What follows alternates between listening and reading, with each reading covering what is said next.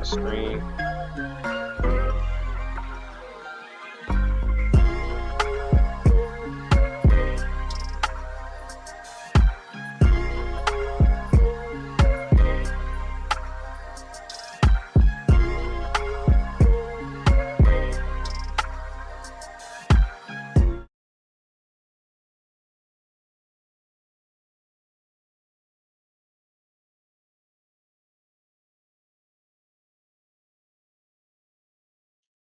I just keep it like this.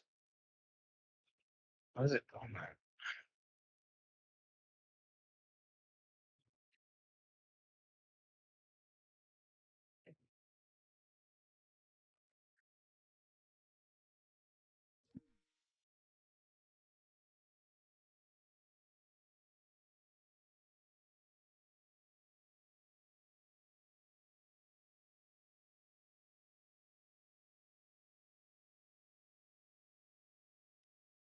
Yeah, oh, I'm gonna talk about aspect ratio.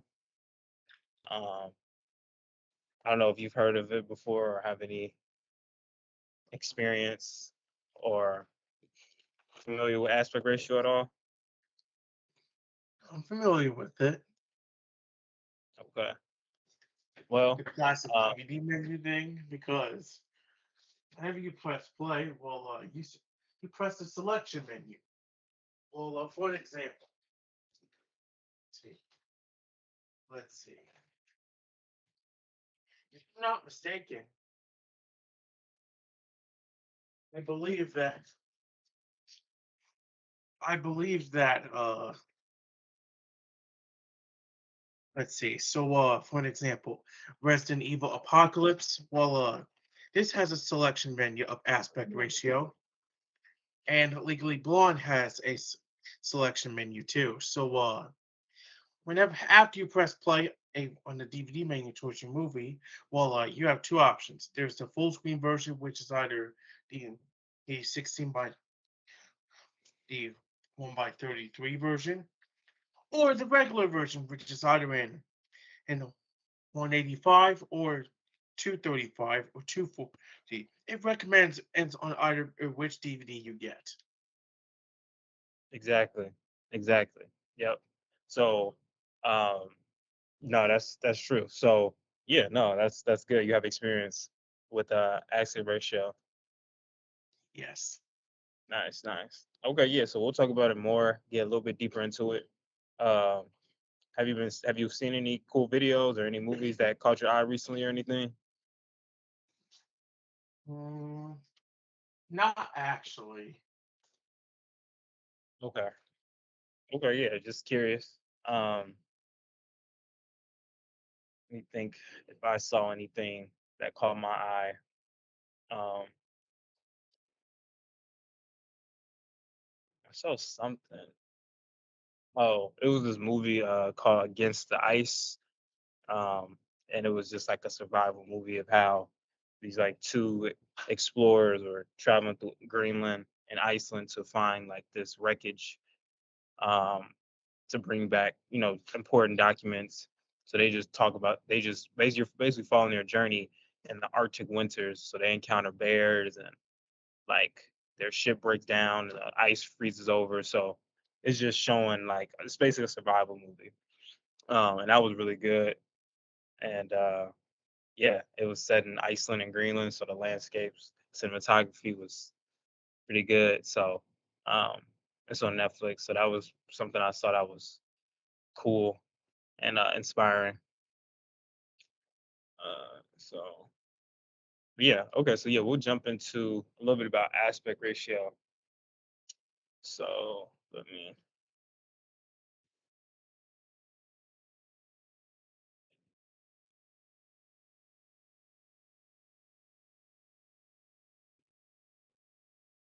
So aspect ratio. Now, so you've already kind of touched on it, but to expand on it, basically anything that you watch, any video, any picture you see, anything on TV, anything at the movie theaters, every video or photo has a specific aspect ratio or a specific dimension or size that fits a screen. So your phone, for example, that has a certain aspect ratio.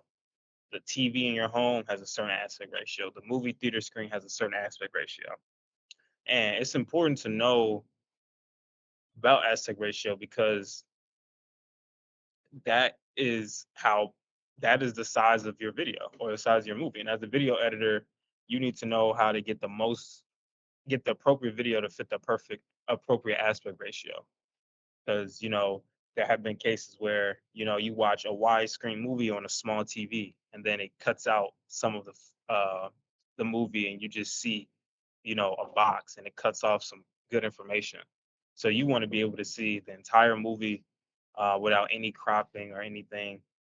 So yeah, so aspect ratios literally all around us, but probably most people don't care about it. But it's part of like every video, every screen, any screen that you've encountered, um, you've probably dealt with the aspect ratio and not even known it. But in film, it's important because um, that shows the size of your movie, and a certain aspect ratio gives your movie a different feeling, a different uh, experience. So I'll show you some examples.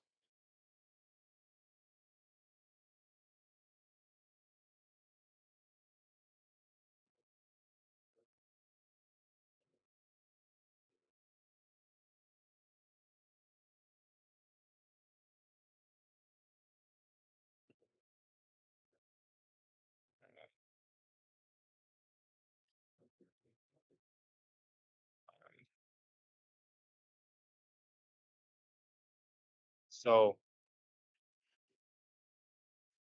so now I'm gonna use another one. This is aspect ratio. IMAX. Yeah, yeah. That's we're gonna talk about that too. But I wanna show aspect ratio. Oh, widescreen. Okay. I'll just show this one. So here are some common aspect ratios that you encounter day to day. Right. So back in the day, um, before like movies were big and like it was a popular thing, like in the 1950s, movies like I wouldn't say movies were a new thing, but having movies at home and watching with your family, that was a common thing. So the standard for that time period was this 4:3 aspect ratio. So that's why anytime you saw like those like boxy TVs, like from like the 1950s, these like old ones, this has an aspect ratio of 4:3. So anytime you watch the movie back then, it most likely had an aspect ratio of 4.3.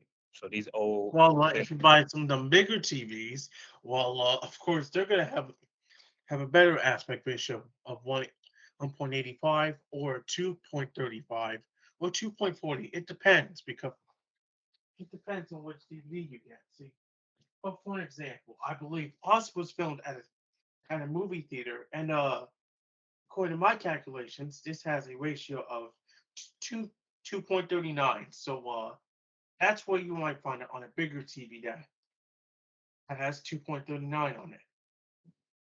Exactly. Yep. So if we use that example, that 2.39 or 2.39 to 1 aspect ratio, if you put that on this TV, it wouldn't fit all the way. You wouldn't see the full movie because this aspect ratio is smaller than the movie supposed the aspect ratio of the movie how it was filmed. So if you put that I wide, definitely recommend a big TV like a smart TV that's 55 inches, or the 65-inch TV that's way bigger than mine that I have. exactly. Yep. Yeah. But back in the day, that wasn't a thing. You were just subject to whatever TV was out at the time. But now we have the technology to watch different aspect ratios. But in the 1950s and 60s, you have one aspect ratio. That was 4:3. And that's what you were going to get. And the reason it was like that is because when they first made film, the film stock is 4:3. So it was easy to just transfer that picture to TV. You don't have to edit it or extend it or anything because that's how it was by default. when you see like a film. I'll show you. 4 by 3 film. Uh, shit. So like, yeah,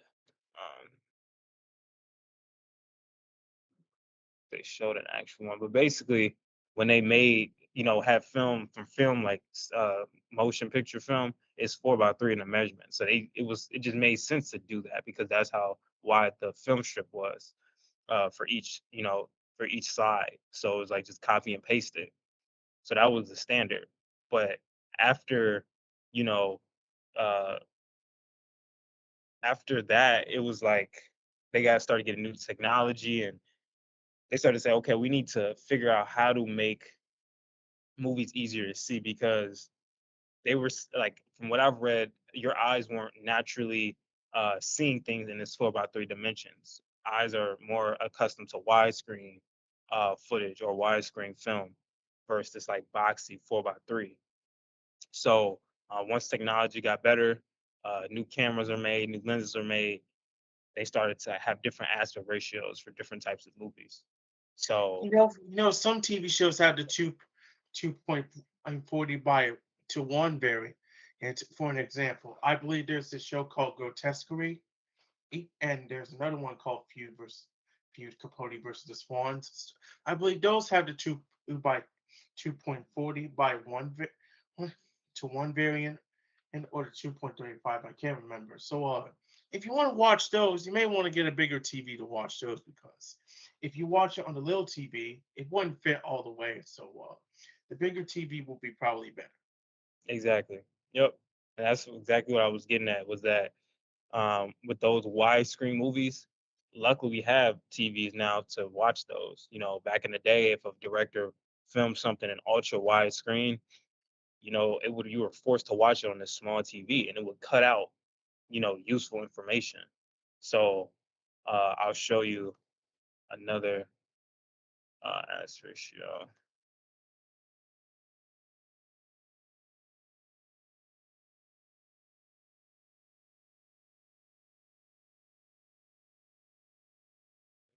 This one.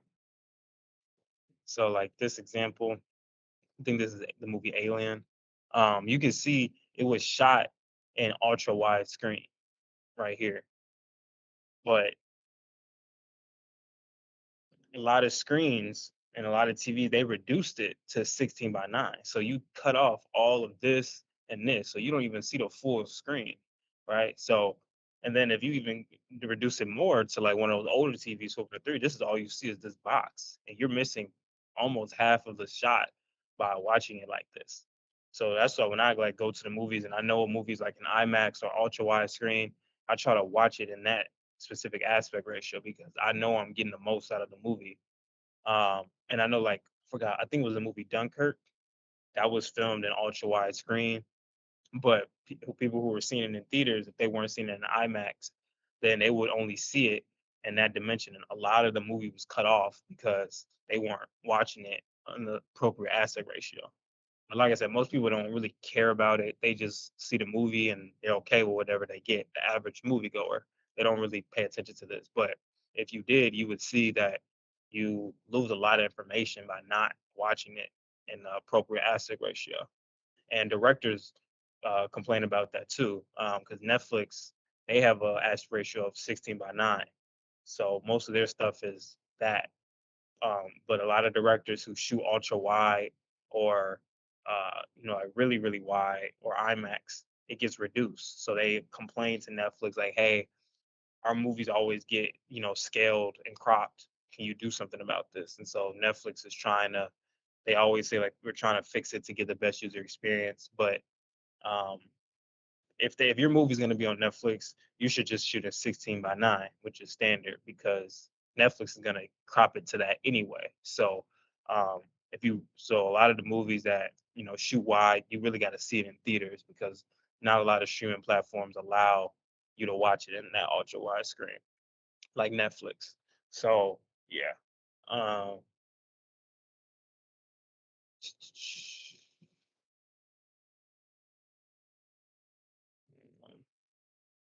So yeah, I'll talk about this and then I'll show a quick video um, to kind of sum it all together.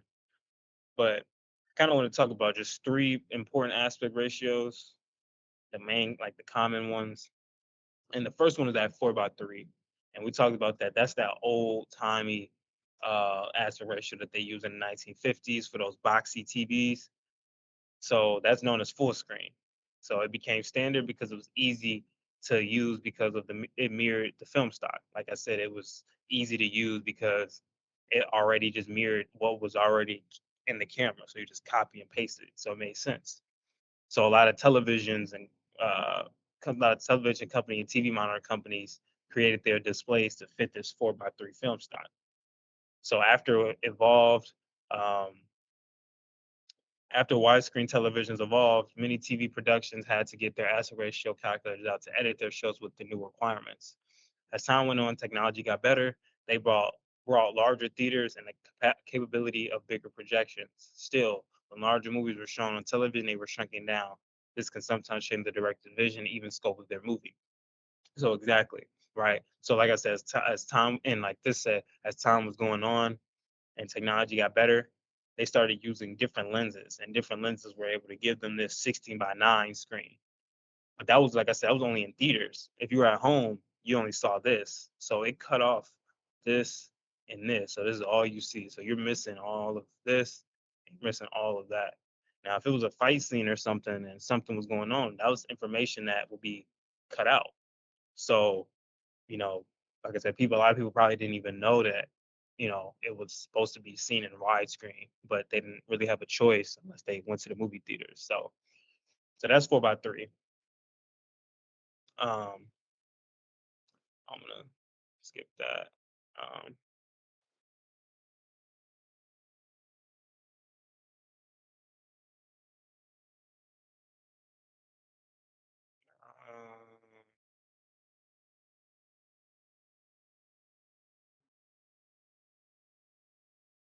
okay, so talk about this a little bit. So the widescreen aspect ratio started in the late 1940s and continues today. So Cinerama took over big screens in the 1950s. So basically, what this is saying is that this movie theater that came out was one of the first movie theaters that gave you different aspect ratios. So if you went to the movie theaters, you would get a different aspect ratio compared to what you had at home. So widescreen came into play because of that anamorphic lens camera, which made uh, film become wide and stretch out. And once that came out, that new lens, well, you had to watch it on something that can project that. So a lot of theaters started opening up. Like I said, theaters and studios were in competition in the 60s to outdo one another. Who could get their most aspect ratios in their theaters as possible. And then that's when 70 millimeter film allowed studios to show things in 2.76 to 1. This became a calling card for the biggest movies. It helped attract fans and awards. So this is IMAX. So we look. Yeah, I think this is Dunkirk. Um, I'm not mistaken. Um, and you can see how um, these are different film stocks. So you got IMAX, you got 70 millimeter, and you got 35 millimeter. So you can see the difference of information that you get by the different dimensions, the different aspect ratios. So IMAX is a much wider but spread out. Like this is the biggest I think you can go on an aspect ratio of IMAX. So um, a lot of like Christopher Nolan, he's known for shooting IMAX a lot. So that's his go-to, and it gives you a different feel. It's like I can't describe it. It's almost like well, he used film and IMAX, so it gave it that like film look, but it also gave it that clarity from the IMAX, and the colors were very potent. So um, I like the way he produces films for that reason. The mission to get people into the theaters is so critical in 70 millimeter film, also IMAX in today's cinemas. Yeah, Dunkirk. So yeah, people are staying home and home more. It's hard to even get them in theaters, even with IMAX and 3D. Televisions got significantly better in the 1990s and 2000s, just like the 50s. In the 50s, filmmakers like Quentin Tarantino, Christopher Nolan are using these widescreen formats to draw audiences into a theatrical experience. So yeah, Quentin Tarantino, Christopher Nolan, well known for using IMAX and that wide 70 millimeter film. So that's 4:3 and 770 millimeter. So then we got 16 by 9, right? So this is the standard now for most devices. So if you're shooting on a camera, any DSLR camera that you have, so like Canon, Nikon, Sony, if you're shooting on your phone, if you're watching a video on Netflix or YouTube, anything that's 1920 by 1080p or even 4K, that's all 16 by 9. It reduces to 16 by 9. So if you divide 16 divided by 9, you would get the same number as 1920 by 1080p divided by 1080p. So that's what that means. So 16 by 9 is the standard, right? When you on your phone recording something, that's all 16 by 9. So 16 by 9 then become the standard for television and computer monitors until 2010. So we didn't get this until really later on. So 2010 is when we really started to get this aspect ratio of 1920 of 16 by 9 or 1920 by 1080. So today 16 by 9 is preferred aspect of Netflix. Netflix counts on people watching on their laptops and flat screen TVs. If they're watching a movie in a show filmed in a different aspect ratio, Netflix will sometimes edit the program to fit better. But there's some controversy. And this is where Netflix came out and said, hey, we want to offer the best picture and provide the most original aspect ratio of any title on Netflix. Unfortunately, our quality controls sometimes fail, and we end up offering the wrong version of a title. When we discover this error, we work to replace the title as soon as possible. So, yeah, so that was Netflix statement about that. And again, here's another chart showing you this is Mad Max, how it was shot in this widescreen, ultra widescreen, but then it gets reduced if you watch it at home. And it gets reduced even more if you watch it on one of those boxy TVs, and you lose half, literally half of the screen by doing it that way. So you literally missing the movie. So it's important, in my opinion, it's important to watch it in its, ideal aspect ratio, so you can see everything and get what you pay for. And I know as a director, I would be kind of mad about that. Like if I made a widescreen movie and they cut it off, on Netflix, it was like, dang, you missed some of it. So I would be kind of upset about that as a director. So I know why. I understand why they complain, because that changes part of the vision. If it's important stuff, say it's a fight scene going on or like stuff blowing up, you don't even see that just because of the TV you're watching it on. So something to keep in mind. So cinema has struggled to keep up with the rise in home theaters as Netflix and Amazon Hulu work to create more content. They're also working to fix their aspect ratio problem so you can view anything you want at home without cropping.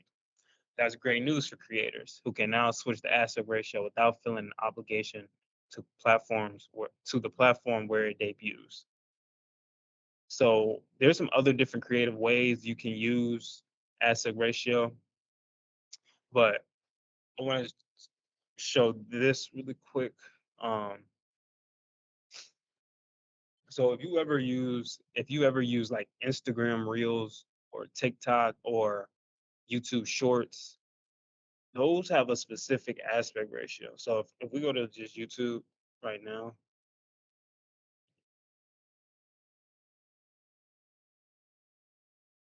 and we go to Shorts, you can see this aspect ratio right here. It's this is 9:16. So this is a specific aspect ratio. So if you're a TikTok creator, a TikTok influencer, and you're making a video, you want to make sure the video is engaging as possible. You want them to see the full video. So if you know that a platform uh, values this vertical 9:16 aspect ratio, that's how you want to film your videos. So, and I'll show you why that's important, because if you shoot the video horizontally and then you try to play it on TikTok, it's gonna either crop it or it's gonna zoom out all the way, and you're gonna get those black bars at the top and the bottom. So uh, it's important to use the appropriate aspect ratio for the best viewing experience.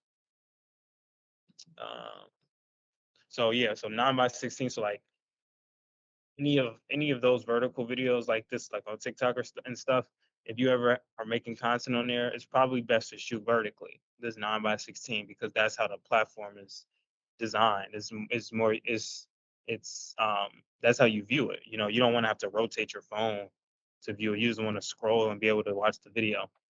So that's important to note. Um,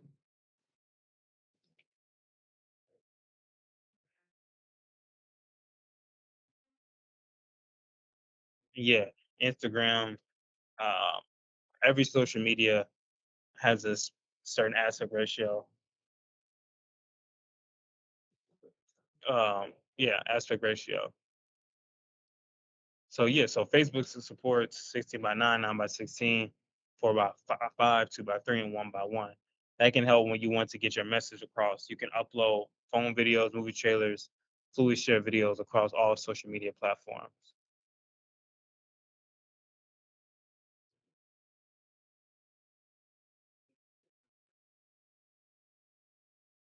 All right.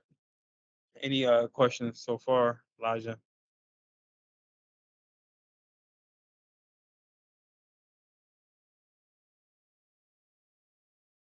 I'll move on.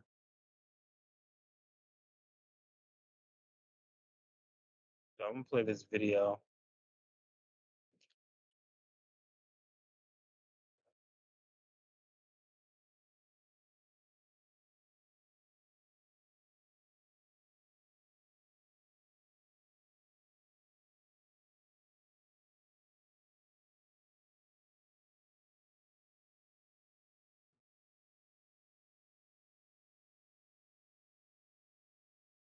Today we talk about aspect ratios.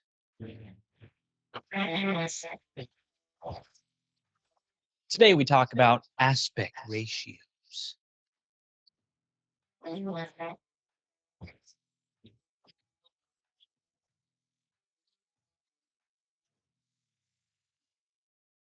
Hey everybody, welcome to another episode of Tomorrow's Filmmakers. My name is Justice McCraney, and today we're going to be talking about aspect ratios. We're going to be talking about the history of aspect ratios, what they are, why they are important to know, and also how you can use them to tell a different message inside your film. So first off, what is an aspect ratio? Well, an aspect ratio is basically the frame size that you are shooting your film on. Have you ever noticed the black bars on the top and bottom of the screen? Or maybe on an older movie, the black bars on the left and right of the screen? That is called an aspect ratio. Now, the mathematical answer is that an aspect ratio is the proportion of the height and width of the image that you are seeing on the screen. But I'm sure a lot of you guys are wondering why. Why do some movies look like this while some movies look like this? Or some movies have no black bars and look like this?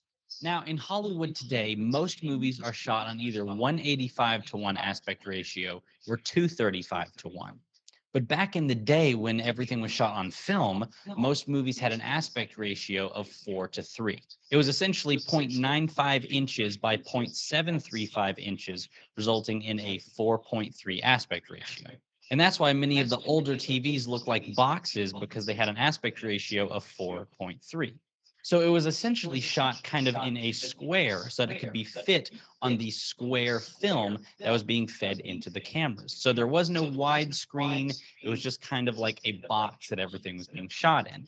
But since the world of cinema is constantly evolving and they're looking for ways to immerse the audience more, they sat down one day and they said, your eyes don't see in a box, your eyes see wide. How can we widen the image? So the first movie to ever come out in a wider aspect ratio was the movie Shane, which was created in 1953. Now, the way they did this was kind of just cutting off the top and bottom of the image to make it look widescreen. So it wasn't really true widescreen. They just kind of were testing it out. What if we make it look wider when it's actually not? So it wasn't the correct way to do widescreen, but everybody loved it. It was something new. It was something different. It was something more immersive.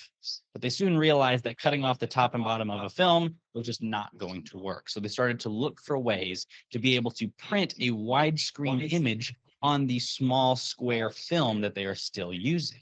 And that is when the anamorphic lens was invented, which the technology is still used today. Now, I was planning on doing an entire episode on anamorphic lenses, but essentially what an anamorphic lens is it basically distorts the image so that it can be squeezed back to its original shape later. So on a 4:3 film image, the lens would make everything shot much taller and distorted, and that way it could still capture really wide shots. But once you shot it, the image would be stretched back to its original size, resulting in a very wide image that would still fit on a 4:3 film stock. And that is how widescreen was born. And the very first film to ever use this technology was The Robe that came out of the 1950s, and it was a huge success. And after that, the technology just kept growing and growing and growing. They took it to the extreme with Ben-Hur, which was shot in an incredibly wide 276 to 1. It's so wide that they don't even really use that aspect ratio today unless for a specific reason. But back in those days, it was incredible to be able to see so wide. We have the original 4:3 aspect ratio, which is a 1.33, the Academy ratio, Cinerama, CinemaScope, VistaVision, Super Panavision, Ben-Hur's MGM 65, and then IMAX, which allows you to capture super wide and also super tall, resulting in an image that is so immersive and is the biggest screen you have ever seen. Now, in today's culture, the most cinematic aspect ratio is either 185 to 1, which shows almost the entire frame, or 235 to 1, which is widescreen and you can see really wide. But even after all of that, we always hear 16 by 9, 16 by 9 aspect ratio. I mean, that's the standard for TVs, computer monitors. I mean, where did that come from? How did 16 by 9 become the standard aspect ratio whenever all of these aspect ratios exist? Well, back in the day, movies started to come out in widescreen, and some movies would come out in kind of full screen. Well, if you didn't watch it at home with the correct TV, it wouldn't look right because it'd be the wrong aspect ratio.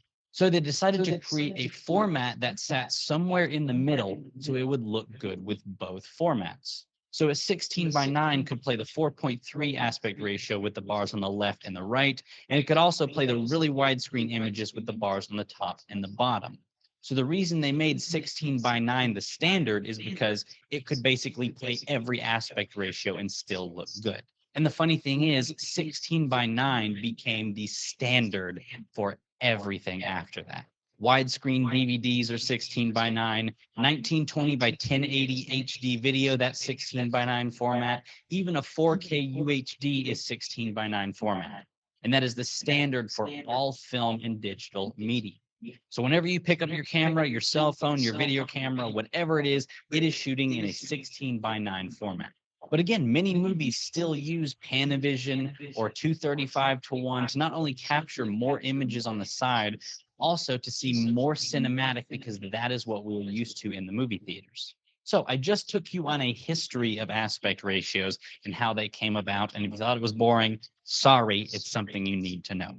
But what's really amazing is with the technology that we have nowadays, people are using aspect ratios in the black bars on the top and bottom or left and right to tell a story about their film.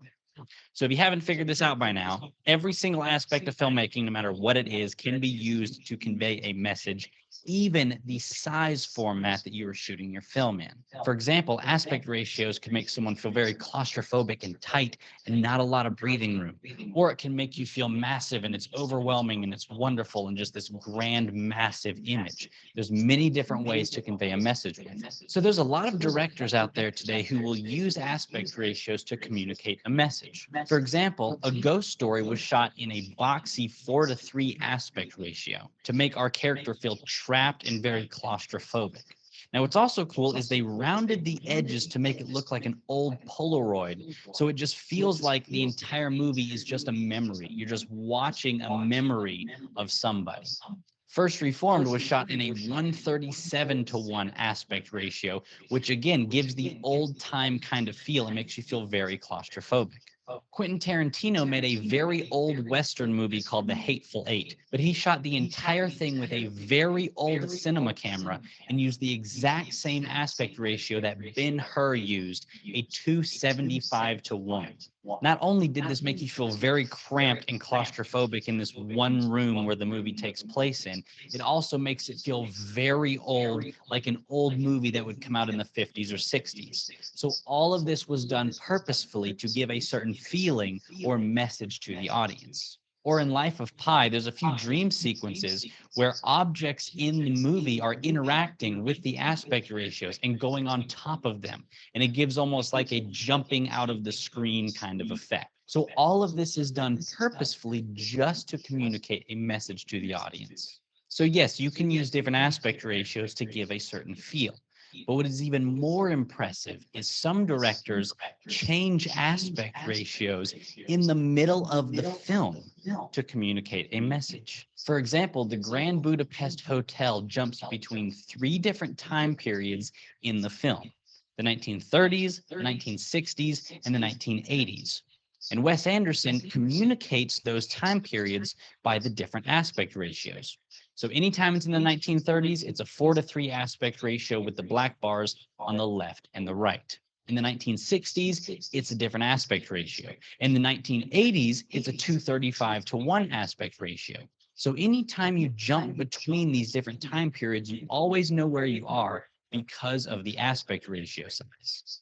And there are some movies that change the aspect ratio very obviously, like Oz the Great and Powerful. At the very beginning, it's a 4:3 aspect ratio, black and white. And then whenever he comes into the land of Oz, and it's amazing, the screen slowly widens and it turns into color. So you start out with this very small frame, and by the end of it, whenever you're in the land of Oz, it just blows you away because not only does it turn to color, but the screen gets larger and you just feel how amazing it is. There was a movie that came out in 2014 called Mommy, and it was actually shot in a 1:1 aspect ratio, which is a very small box. So our main character feels small and insignificant and claustrophobic, and we feel the same way too.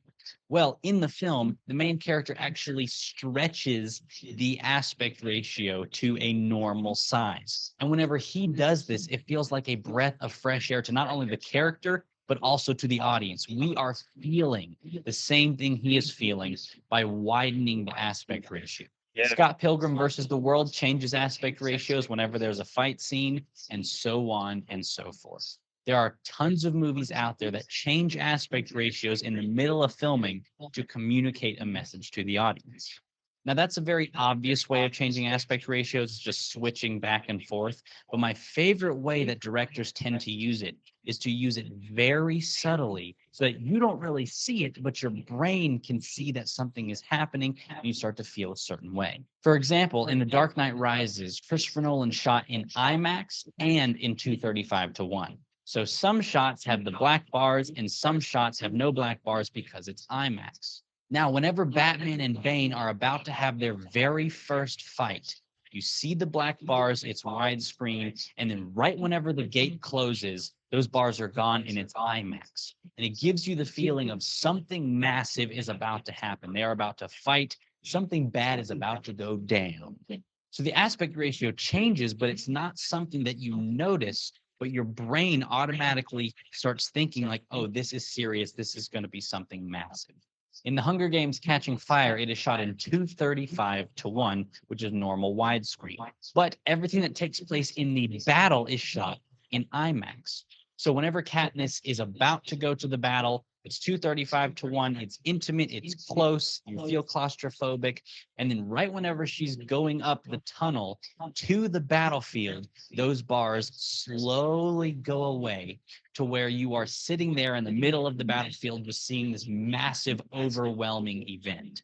So you're starting to feel exactly what Katniss is feeling, this overwhelming amount of just this massive battlefield. So it starts in 235 to 1. As she goes up into the battle, it switches to IMAX. And on top of that, you can be even more subtle than that.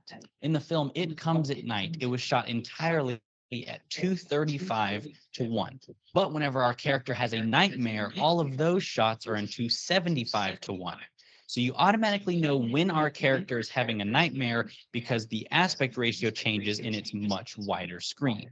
But during the final act of the film, when it comes to its terrible end, the aspect ratio slowly shrinks to a staggering 3 to 1 aspect ratio, which is a very, very small wide screen. It's so subtle you probably don't even notice it, but you can definitely feel it. This communicates to the audience that his reality has become his nightmare. Now, the director has never told you that, but he's shown you reality with 235 to 1. He has shown you a nightmare with 275 to 1. And at the end of the film, it's in the nightmare aspect ratio. So your brain automatically starts to think this is a nightmare. So as you can see, aspect ratio is very important to understand, and it can also communicate a message to the audience. Now, there are some directors out there that are not very good, and they just throw aspect ratios everywhere, and they have no idea what they're doing, and they do not care, and all it does is communicate just chaos to the audience. For example, one of my least favorite directors out there right now is Michael Bay. He's known for the Transformers movies. Some of them are okay, most of them are not good at all. But what is staggering to me is that in his newest film, Transformers The Last Night, he had 3 or 4 different cameras on set at all times with different aspect ratios. Because every single time the camera changes, the aspect ratio changes. Every single time. Even in dialogue scenes where there's just 2 people talking, whenever the cameras switch back and forth, it's different aspect ratios. There's IMAX, and there's 235 to 1, there's 185 to 1, there's this, there's that, and it is constantly changing. And Michael Bay has never commented on why he did this or why all these aspect ratios exist, which leads me to believe he just didn't care or didn't really even notice it or think about it. So again, as you guys can see, aspect ratios are a very powerful tool, and they are important to know what they are and why people shoot with different aspect ratios. And if you want to know more about filmmaking and videos like this, check out tomorrowsfilmmakers.com. We have over 40 hours. Yeah. So a lot of information, but I think it was a good video to kind of summarize, about aspect ratio and different ways they can be used to give different feelings. So um, I liked how they talked about this movie, A Ghost Story, how they shot it in a 4:3 aspect ratio, even though it was a newer movie. They did that to give it that old timey feel, that claustrophobic feel, like you're kind of boxed in. And like they said, it makes it feel like it's a memory or a hazy day or somewhere, a long time ago. Man, that gives that effect because of the aspect ratio, right? It reminds us of like old film stock. And yeah. And then with this movie here, um, let me see. Same thing. They shot this 4:3, gives it that old timey look, vintage retro. Um, and it's up to you what you want to use. If you shoot a movie, if you choose to shoot ultra wide, really boxy, it's up to you. And then at the end, I'll play another video that talks about different reasons to use different aspect ratios. So why would you use a 4:3 instead of a 16:9, or why would you use a 1:1 instead of a ultra wide?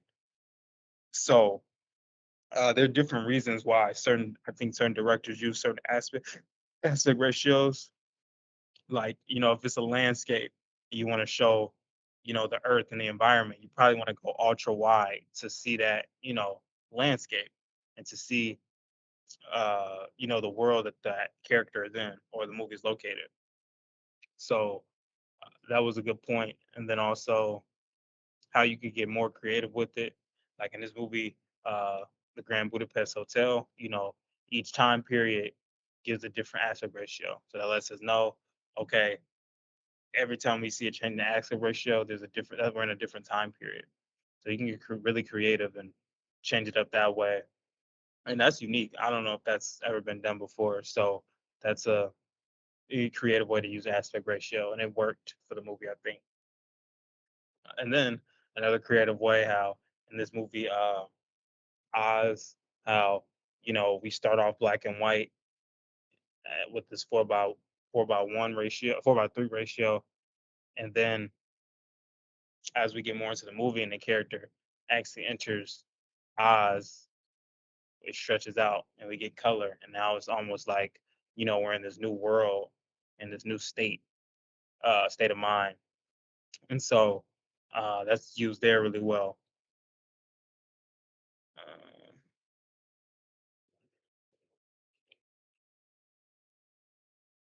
yeah, and then lastly, I like how they mentioned in The Dark Knight that it's originally shot in IMAX, but they reduce it to give a certain look.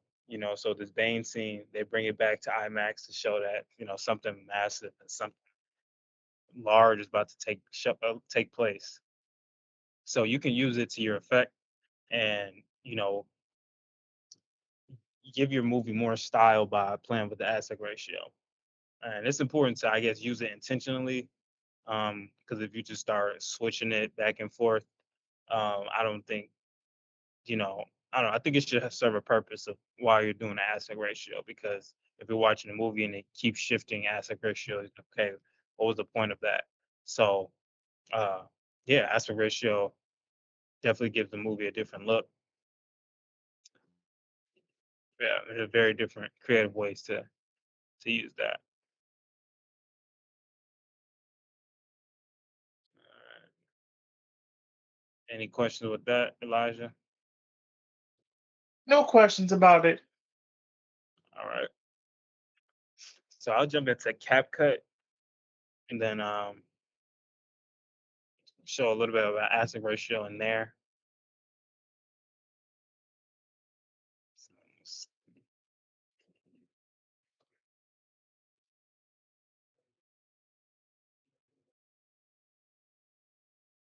So, wait a minute.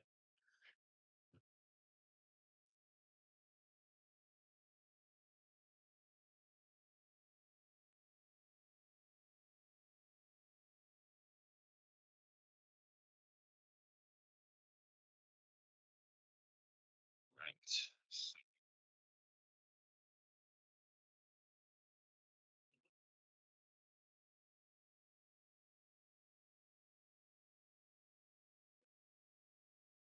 Yeah, you are. Yeah. Okay.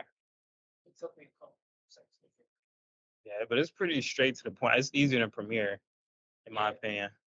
But it's like Premiere, you can do more. But CapCut has like everything you need. I feel like for beginning.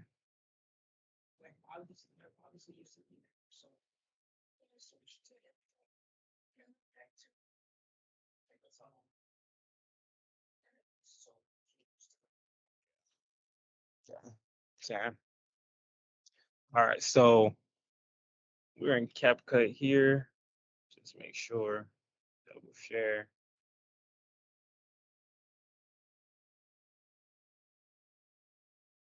All right, you should be seeing my screen. CapCut. So once you have CapCut open, start a new project. I'm gonna just show you about aspect ratio in here. So I'm gonna bring in two types of videos with two different aspect ratios, and I'm gonna show you why shooting an appropriate aspect ratio is important and how it affects the look of your video. So I'll bring in two. I'll bring in 16:9, which is horizontal standard video, and then I do a 9:16, which is the inverse of that. So I'll bring two clips in.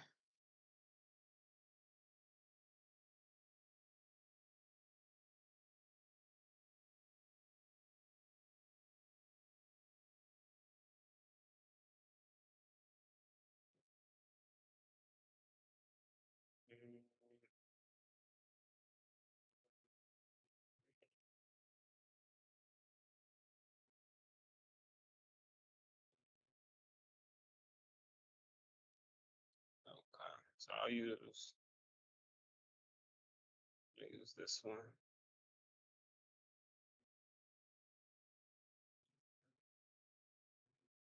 Okay.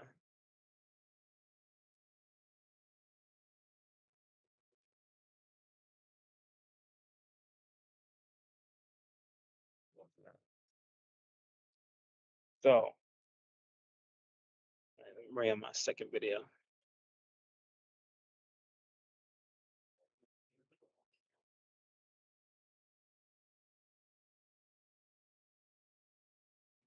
Okay.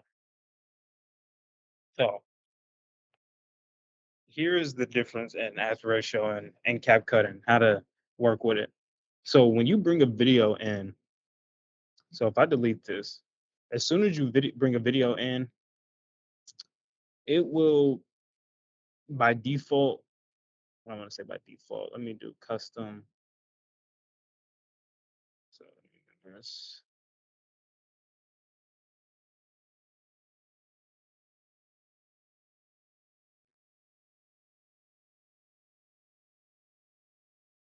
Okay. So by default, CapCut will create an aspect ratio based off the first video that you put into the timeline. So if I put this video in, we're automatically at 16 by 9. It automatically changes our aspect ratio to whatever this video is. So if we were to put a vertical video, which is 9 by 16, over that, um, we can see that we don't see the full we don't see, well, we see the video, but we get these black bars on the side. Well, that's because our aspect ratio is different. Our aspect ratio between the first video and the second video are different. So right here, our aspect ratio is 16 by 9. And then here, our ratio is 9 by 16. But we see these black bars. We don't want that. So that means our aspect ratio for this video is too small, or it just doesn't fit. So what will happen is you can either do two things. You can scale in like this to fit it, but notice it cropped out 50% of the video. Or you can scale out all the way, but we get these black bars on the side. And you don't want that. You want to be able to see the full video, in its full aspect ratio, not these black bars on the side. And you also don't want to crop in to remove stuff. So the best option is to have that appropriate aspect ratio for your video. So since this is 9 by 16, you can go here to ratio and change it to 9 by 16. And now we see the video fits the uh, aspect ratio. So now we don't have to worry about those black bars. Only reason I have black bars here is because I actually made put black bars there for the original video. But if I didn't do that, you wouldn't see those black bars. But it would be more like this. So anytime you're filming on your phone vertically, or uh, yeah, filming anything vertically, the by default is gonna be 9 by 16.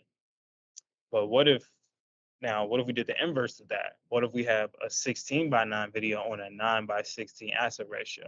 Well, we see now we get the black bars here. Or we can scale in and it crops half that video. We don't want that. We want it to fit the entire frame. So again, change the aspect ratio. At first it was 9 by 16, but now let's do 16 by 9, the inverse. And there we go. Now we have it taking over the whole screen without those black bars. So you see why aspect ratio is important. So if you're making something for, like I said, TikTok or any content like that, you always want to go that 9 by 16, because this is the aspect ratio of our phones. When we're watching videos on TikTok or Reels or anything like that, just this is more user friendly. It was a user friendly. It gives the audience the best experience when watching it, right? So, because those black bars are distracting, you rather just see the full thing. And then the inverse of that, this 16 by 9, bring that out, and now we get this. So, you that is pretty important to understand. And as a video editor, you may be thinking like, okay, as a video editor, where does this come into play? Well, if you want to do the aspect ratio for a video editor, it depends. It depends what you're editing for, and how much creative control you have. But if a director, for example, they're shooting on, they're shooting on IMAX, right? You want to make sure you have the proper aspect ratio on your editing software to so you can see the full picture of that IMAX. You don't want to reduce it or crop it, because IMAX is really wide and tall. It's the biggest aspect ratio. So you want to be able to have the appropriate footage to fit that aspect ratio. So that's why um, knowing it as a video editor will help, because you can change aspect ratios depending on the type of feeling and the type of mood. So let's say I want to go to that 4:3 aspect ratio, like that they have, in the movies, old time movies. Well, we would get those black bars. Same with this here. You get those black bars on the side, but we don't want that. So you can just see the difference in aspect ratios. You play around with it and click certain ones. You can see how well it fits and how well it doesn't. You can even go 1 by 1 or 2 by 2. That's a box. Um, so different aspect ratios gives you different looks. So this gives you a completely different look than something like that, or like this. So those are different ways to understand aspect ratio in CapCut.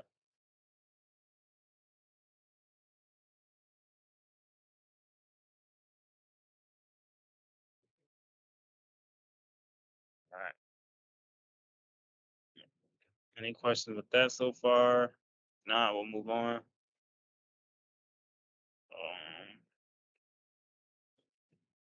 But yeah, that's aspect ratio, and it's not like the important thing to know about aspect ratio is just know what you're filming on and know how you want people to see it. That's really it. So if you're shooting IMAX, you probably want people to see it in IMAX, right? So you want to go shoot in IMAX, and then you want to have your timeline set up for IMAX. But it could be a thing where, you know, you shot ultra wide, but you may want to reduce it so it can, fit in Netflix. So you have to think about where you're putting your movie. Is it in theaters? Is it on Netflix? Because if I'm making a movie that's a Netflix original, right? If most direct, if you're making a Netflix original, they automatically are going to shoot 16:9, because they know Netflix is going to cut that out anyway if it's not. So you might as well shoot it in 60:9, so you're getting everything in that frame, you're getting everything in that shot. So Netflix and more people can watch it, right? Because most people are watching I mean, most people are watching movies on their phones or their computers or their TVs. They go to the theater sometimes. You really only go to the theater. I can't speak for everybody, but I would say the general public mainly only goes to the theaters when it's like a really good movie out once every, month or so on average. That could vary, of course. But, the movie theater, what you're getting. You're going to get it based off that aspect ratio. But when you're watching it from home, they cater to what's standard, what's the average person watching this on. So the average person is probably watching this on their laptop or their TV or their cell phone. So Netflix was like, okay, well, let's make our aspect ratio to cater toward what the general public watches. And also 60:9, again, how they mentioned, that fits both 4:3 and ultra wide. So you can get every aspect ratio can fit within 16:9. So it's a versatile um, aspect ratio. So that's why it's standard, and that's why Netflix and Hulu and Amazon Prime. That's why they do that, because most footage is shot like that, and plus you can fit multiple aspect ratios into that 16:9. So, yeah. So like I said, all Netflix original movies are shot in that 16:9 to fit the entire screen. And a hack is, you'll know if a movie isn't filmed, isn't you'll know if you're not watching the movie in the appropriate aspect ratio if you see black bars. If you see black bars, most of the time that means it's the aspect ratio is too big. But if you're shooting ultra wide, you're gonna get that anyway. So uh Yeah, just a little bit about that in CapCut. Um,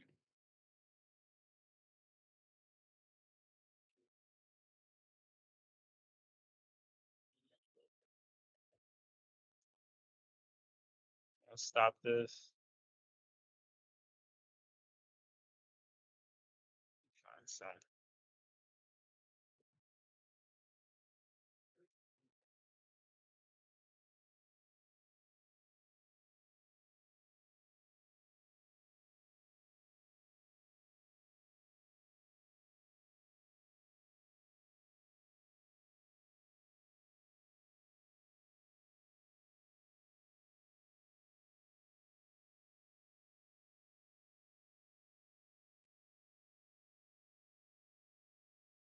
So I'll play this other video, and this talks about how to use the appropriate aspect ratio and when. What's the appropriate aspect ratio, and when should you use it?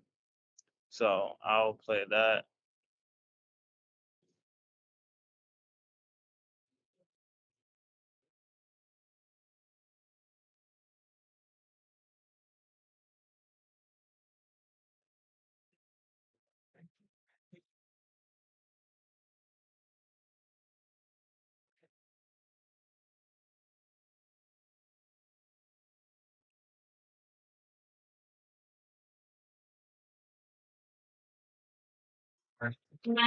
Hey, today we're going to talk about aspect ratios, the ratio of width to height that describes the shape of your film. Before you shoot a frame of your movie, you need to decide what aspect ratio to use. A guy I know once asked legendary DP young Kaminsky how he makes the choice. He said, it's simple. Landscapes, you use a wide aspect ratio. Dinosaurs, you use a tall one. It's a dinosaur. But is it really that simple? The decision you make about your aspect ratio will impact the staging and framing of every single shot in your film. So that's Mr. Kaminsky's theory. We're going to take a deeper dive into aspect ratios.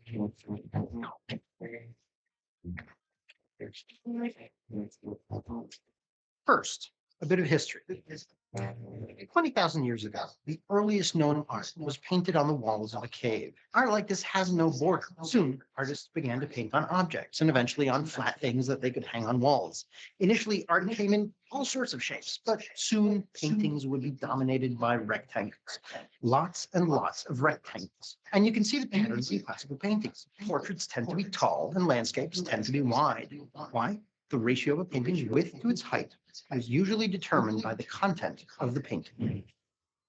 So Janusz Kaminski might be onto something. If painters had painted dinosaurs, they might have chosen taller canvases. But movies do something that most paintings don't. They tell stories through time. And your choice of aspect ratio plays into how your story comes across. Let's talk about 235 and 185. These are the two most popular cinematic aspect ratios. 235, or 2.35 to 1, is an aspect ratio that was introduced in the 50s as CinemaScope.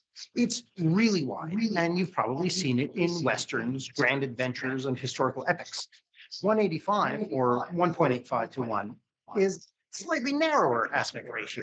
Also introduced in the 50s, it's commonly seen in dramas and comedies, but it's versatile and can appear in just about any genre. Is that such a marathon? I'm very myself. If you're faced with a choice between the two, which do you choose? I don't know. That's a good question. Let's start with 185. It gives us a slightly narrower, taller image than 235. This helps with dinosaurs, sure, but it can also serve us when we're framing up tall buildings or imposing figures. And what happens with a close-up? The head fills much of the frame, so the shot feels intimate, focused on the character, without as much of the background competing for our attention. With 235, on the other hand, even close-ups allow us to take in a grand sweeping landscape. And those are the films where CinemaScope is most memorable. Films where the landscape, the elements, and the natural setting of the story play a primary role in the narrative.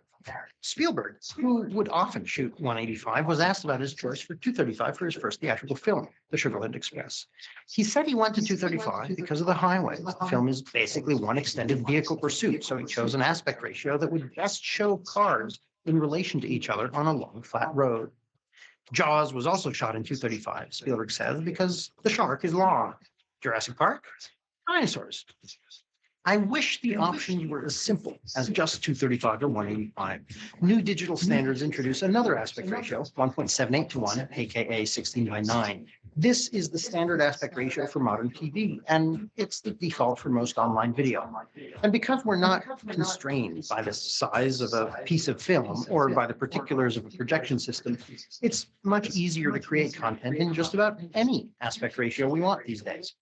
If you want to make a movie in 5 to 1, you can. It would look kind of like this. I don't know why you do it, but you can. So the options can be dizzying. How do you pick? Why does everything have to be complicated? Here are 4 considerations that will help you come to a decision. First, genre. Study the playing field. What do other films in your genre typically do?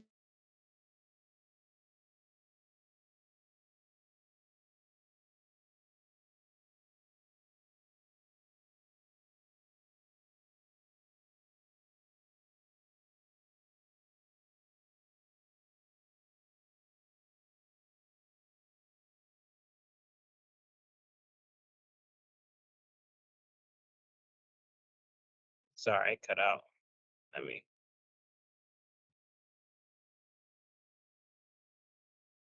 Usually taller, so you can get your comedic wide shots without feeling like you're too far away from your characters. Okay. Drama too. They're usually shot taller, so close-ups can be more intimate. Adventures, sweeping epics, and stories that feature dramatic landscapes tend to be shot very wide, so that even in a close-up, the terrain remains present on screen. Next, consider the level of realism you're trying to achieve. Do you want people to respond to your film as fact or fantasy? Of the popular aspect ratios, the taller ones, like 185, match our optical field of view more closely than CinemaScope. If you're telling a gritty crime drama, you might want your image to approximate what we see in the real world. But if you're telling a fantasy, it might help to present it with a wider image, something that differs from how we normally see them. If we notice there's something different about the frame, we're more likely to accept the magic of the world within it.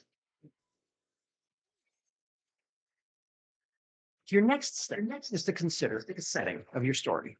In particular, how do the setting and the characters relate? In some stories, the setting is really important. For those, you should choose an aspect ratio that best captures it. This doesn't always mean going for the widest aspect ratio possible. If you've got a film where tall buildings and big city play heavily into the story, you might want to consider a taller frame to capture the feel. A few years back, I directed a film that's set pretty much entirely inside a small house. It's an impressive setting, so I went all out and framed the film in 1.33, like silent films on old TV. I wanted the frame to box my characters in the way the house was boxing them in. Finally, consider your characters. How did they relate to each other? If your characters relate horizontally, like gunslingers at the end of a Western, you can use a wider aspect ratio to really great effect. But if you're playing with the dynamic between tall and short characters, or characters who relate vertically, a taller aspect ratio might serve you better.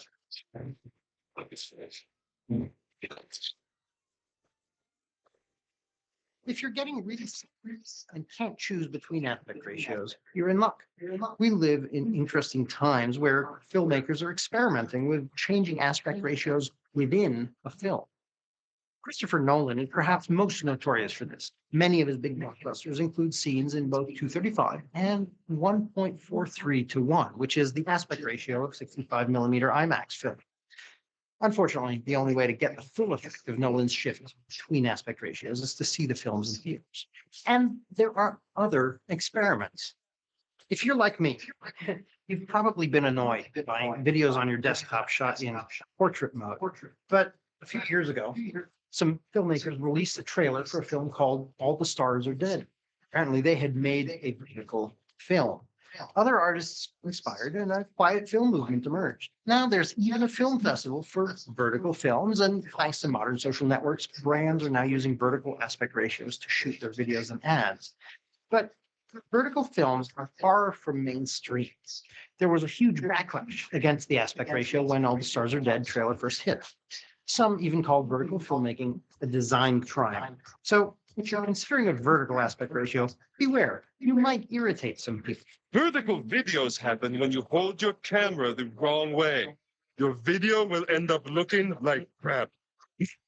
So, with all of this choice, it's even more important to remember that it all comes down to stories. What story are you telling, and what are the best dimensions for the window through which you'll tell it?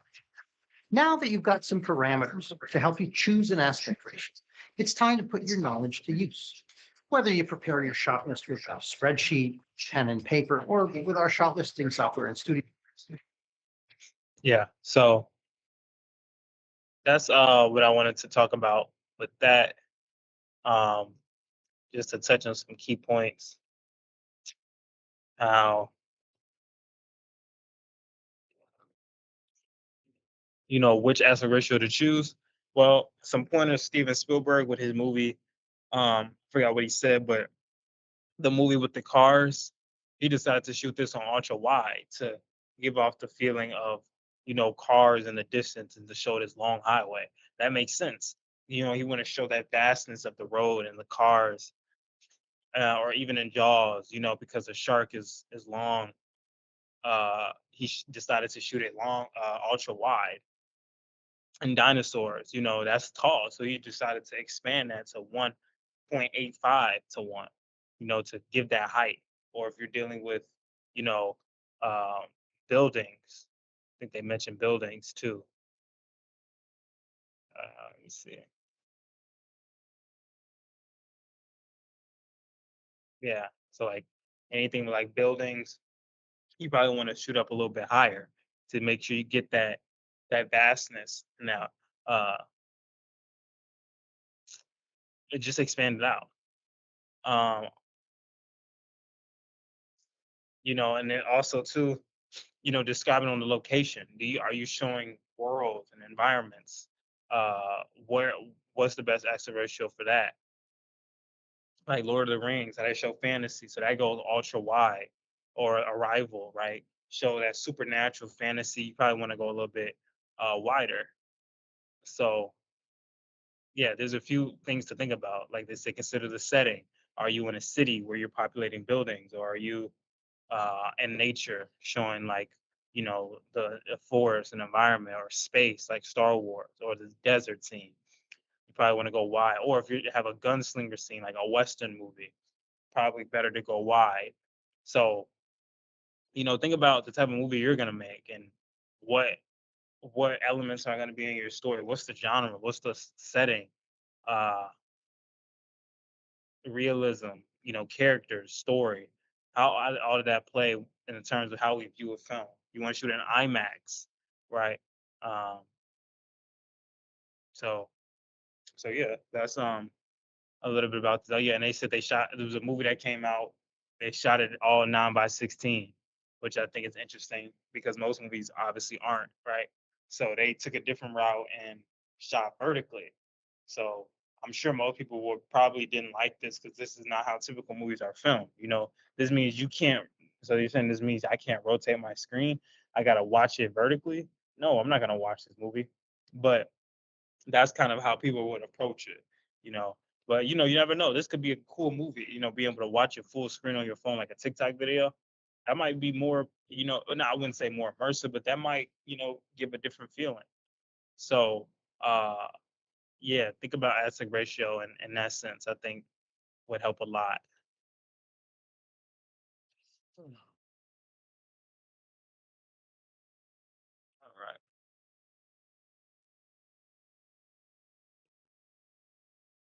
So that's all I have on aspect ratio today. Um, you got about 35 minutes left. So I'll play this last video on um, freeze frames. I think you might like this. It's on freeze framing and how that came about and why that's used, um, and the importance of freeze framing. And then I'll jump into CapCut again, just to show some other tips and tricks that you might come across. So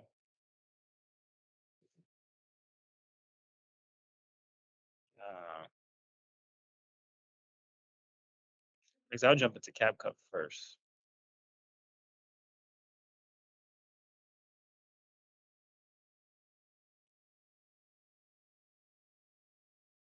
All right. So I'll just show a few tips.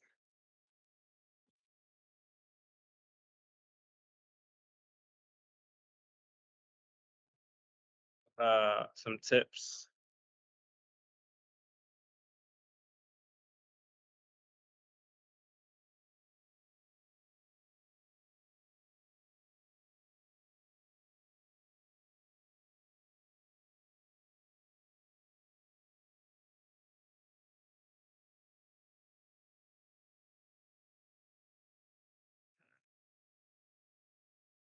Me, pull this up.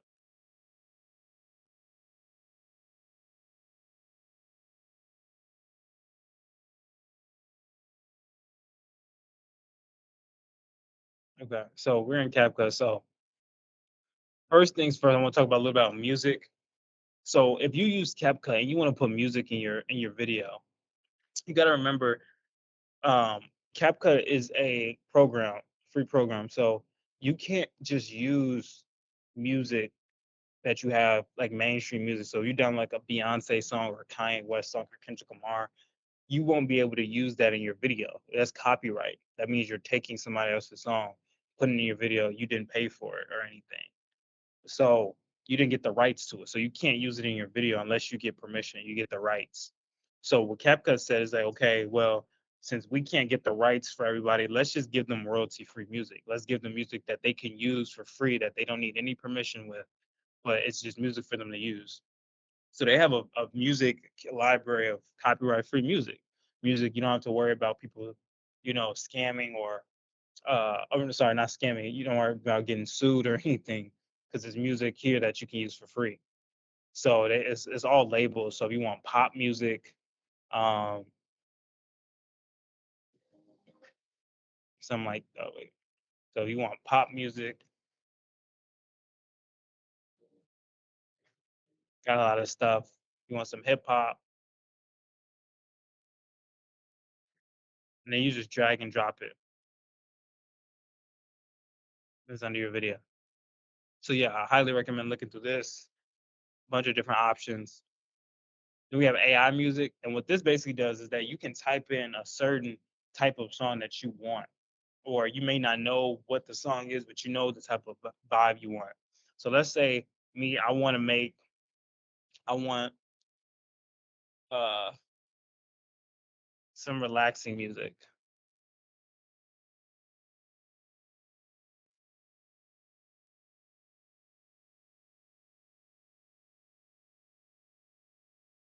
I always press enter, generate, see what they give us. So we got serenity sounds, serene melody, soundscapes.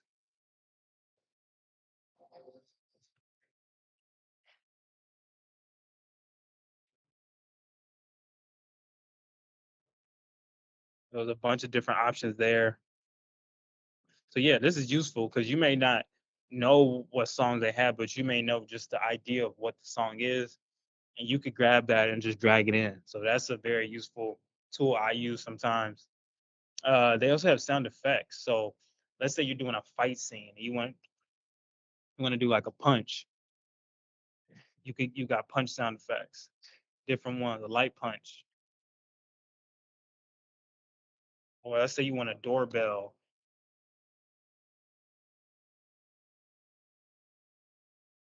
you got that. Or what's another one? Barking dog. Uh, when a cow. A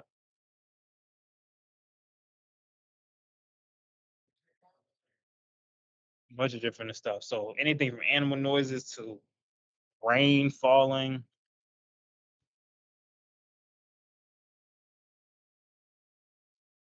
a bunch of different effects. So just keep that in mind that you could do a lot with that.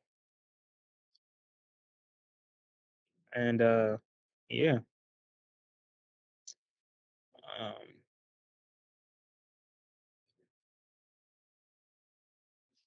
um, we'll be right back. I'm gonna use the bathroom really fast, um, and then we'll jump back into this. So 1 second.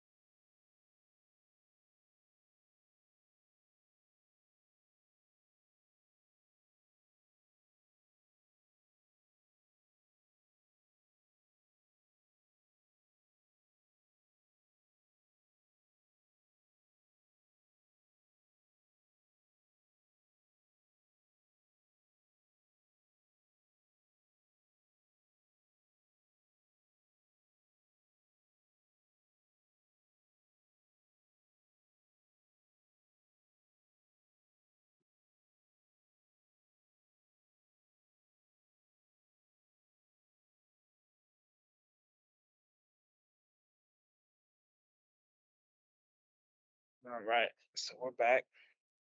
And so yeah, these are just some sound effects you can use, really useful. So I also want to go to stickers. I don't know how common you'll use, like how often you'll use these. These are kind of cheesy, but you can drag these to your videos and you can add some stickers if you want. Um, a bunch of different options, but yeah, I don't know how much you'll be using that if you want to. But a bunch of stickers, you can search stuff. So like arrow, want to find like an arrow or like a circle,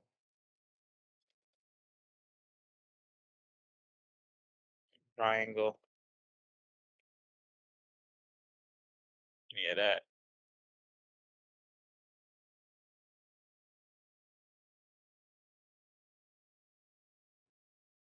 Yeah, stickers. So you got a bunch of that. I never really use stickers, but you might for your videos. And we also have some effects. And I think what CapCut does really well is that they really are really good at adding effects without having much you having to do much. So like if you see an effect, you can just drag it over your video and it gives it the effect. These like flares, got a negative split, something like that. The zoom lens. Yeah, I would just play around. You got a zoomy, a dreamy glow.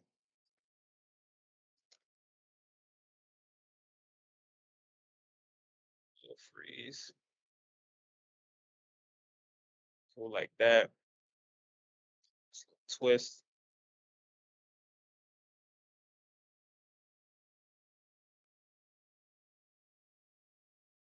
Yeah, some of the and a lot of the good ones are pro on the pro version, so you might have to upgrade if you work from home.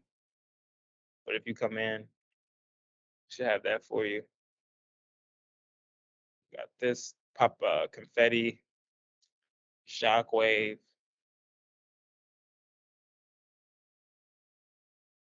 negative. So a bunch of different effects. Got some body effects as well. So it basically identifies the bodies in the shot and creates effects based off the bodies.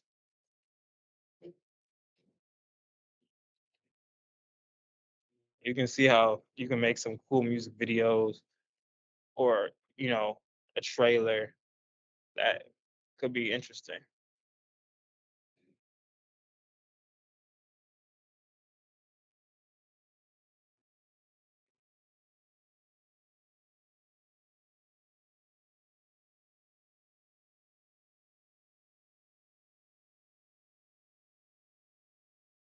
We also talked about transitions.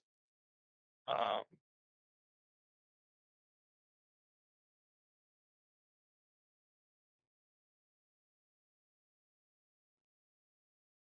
bullet transition, layer transition,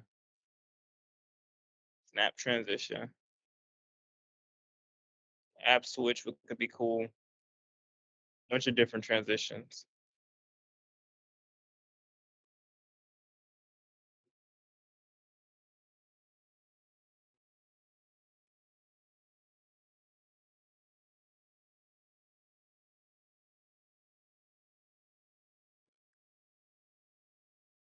And then you can choose certain transitions based off like what you want. So if you want like a distortion transition, they got like a fisheye, mirage, memory,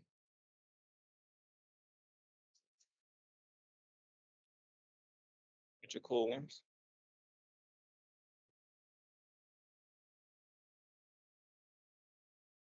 Got some filters. Now the thing about filters is that if you want to give you, I already have a filter over this video, but if you want to give it a different look, let me import another video.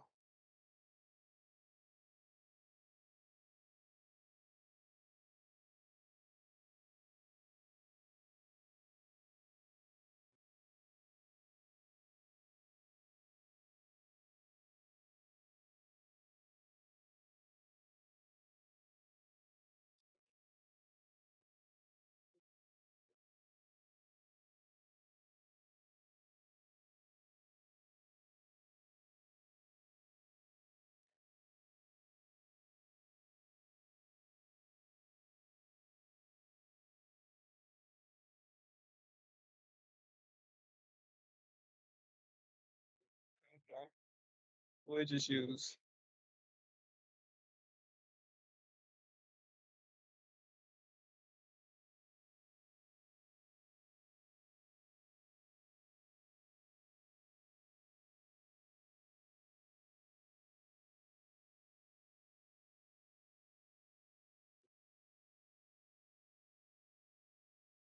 Anyway, if we do filters, if you have orange and blue, it gives it an orange and blue look. But the reason it doesn't, because I already have a filter over this. But if you didn't, you'll be able to see the difference. You got this look, you got this calm look, this blur look.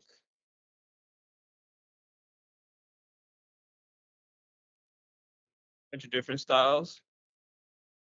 Cyan red. You can also categorize these and choose. And then if we get to if we get to, so if we click our clip, any of our clips, like this one for example, we can change the scale, size of it. Everything's pretty much labeled and there for you. So the rotate, um,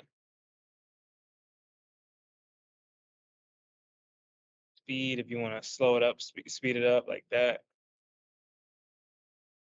Want to slow it down.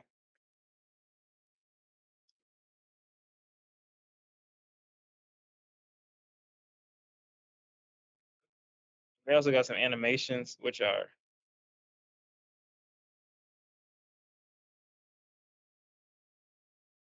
the animations, which are pretty much the same as effects.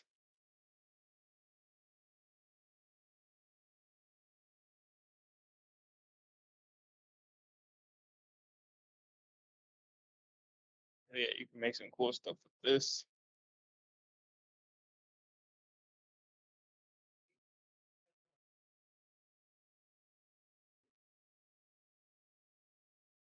Okay, and then we have adjustments where we can make different coloring decisions, different tints, contrast. You change the brightness. How you do all of that. That's in adjustments and basics. So you can make edits there.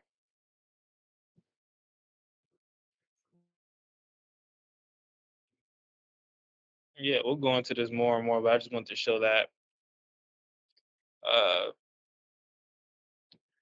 if you click B, that's how you get to your cut shortcut to make cuts. Just click B. And then A to select. So B to cut, A to select. Those are shortcuts that will help you.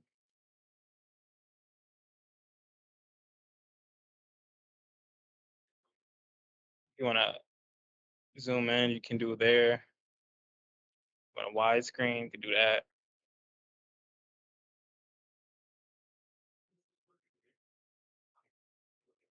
And yeah, it's a little bit about CapCut.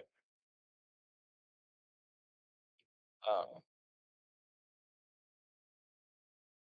any questions with that? Not, can move on.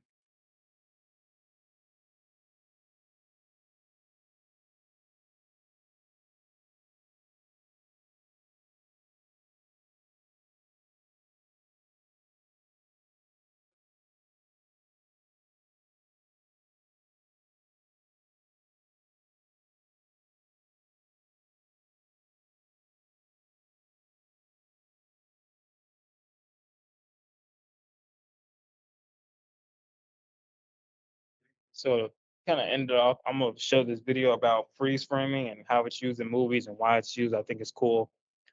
And yeah, we'll go from there. I'm sorry, the repeat cut, not the freeze frame, the repeat cut, which means like repeating the same shot in the same scene, basically. And so, A repeat cut. Watch this moment. yeah, the repeat cut. Are you familiar with it? Never heard of a repeat cut before. You Where you it's have so, you, wait, what does the repeat cut to? Loop the same cut every time? yeah, repeat cut. This video is about to show you, but it's basically this. So like, boom. See how it showed the same action sequence 3 times? It's a repeat Yes. cut. So it's repeating the same cut over and over again for different effects. So you'll see it right here what I mean, and this will make more sense once I play the video. So can you hear this? Watch this moment.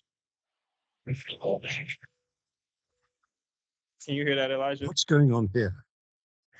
Well, Is it just yes, flop- I did. You can, yes. Okay, cool. So I'll play it from the beginning.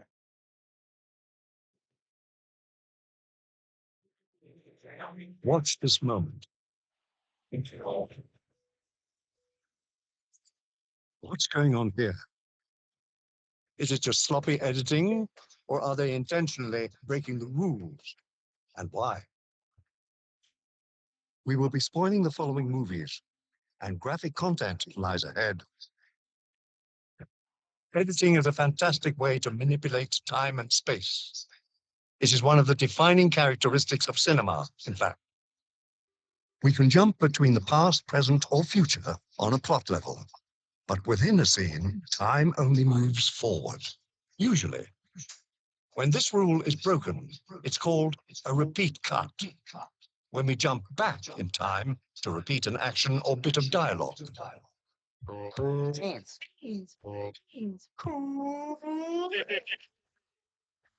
In most cases, Each repeated cut is from a different shot size or camera angle, but sometimes it can just be the exact same shot again.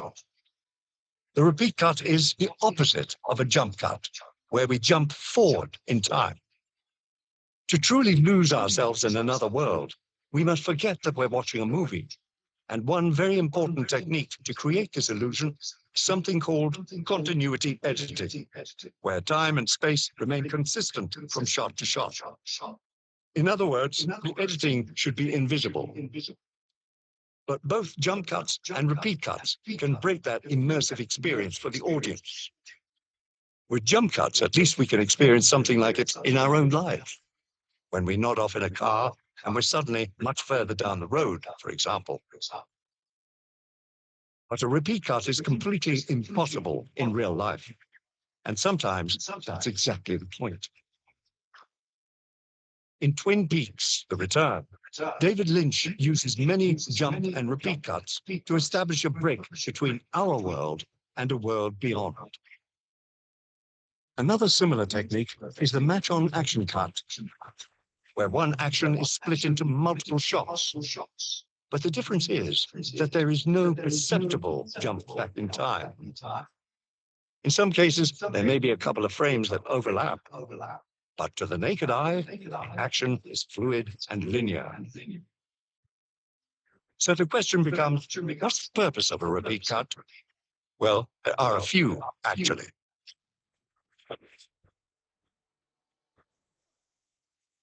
By far, the most common use is to enhance spectacle. Think of a big action movie explosion. We can repeat the blast from different angles to get the most out of this spectacular moment.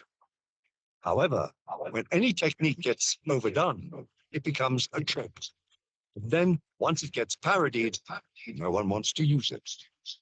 But you shouldn't throw the baby out with the bathwater. Repeat cuts can still be used for creative visual storytelling. Let's say you want to get inside a character's head. A repeat cut can be just the thing. Direct access to their mental state without clunky dialogue or voiceover. Throughout Natural Born Killers, we cut in and out of Mickey's head.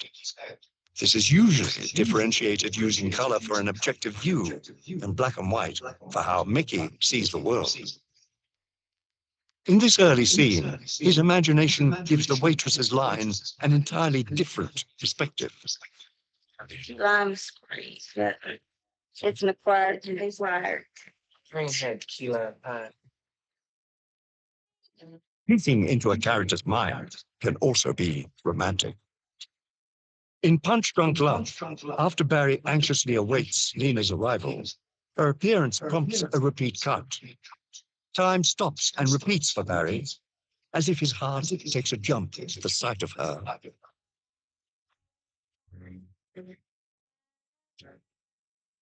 In 25th Hour, Monty's father paints a picture of his son's future. You forget your old life.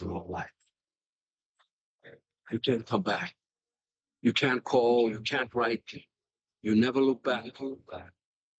You make a new life for yourself, and you live it. You hear me? You live your life the way it should have been. And his imaginary reunion with Naturel repeats in his head. You might consider these future memories, but because they haven't happened yet, the repeats give us variations of what could happen. In American Beauty, these breaks from reality signal our transition into Lester's fantasy world. For this moment, the action is repeated with extra emphasis using higher frame rates. Oh, is that root beer? That was in 3 speeds. The hand moves in 3 speeds. That was 24. This, I think, is 48. And I think this is even slower. I'm not sure. It's continuous movement and this jump cutting back when he goes into this fantasy world. We worked very hard on trying to get the right level in the fantasies so that we weren't absolutely certain he was going into fantasy, both musically and filmically as well. Repeat cuts are also great for punctuating a moment. At the end of Black Klansman, Detective Stallworth finally reveals his identity, and his victory is celebrated twice.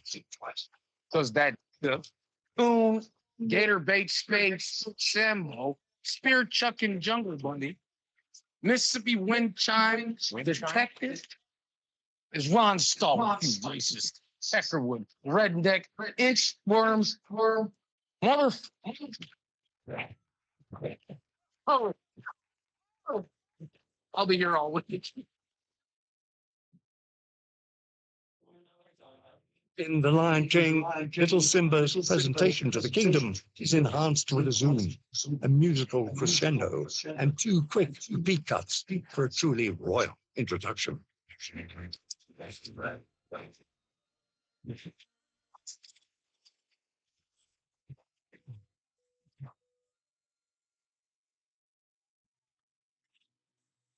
For Death Proof, Quentin Tarantino replays a fatal car crash from different perspectives, one for each of the victims. By doing so, it enhances the brutality of their death and solidifies stuntman Mike's cruelty.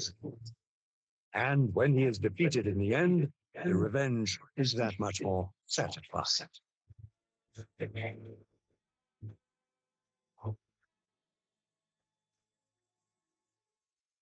Another deeper way to use repeat cuts is to augment a movie's theme.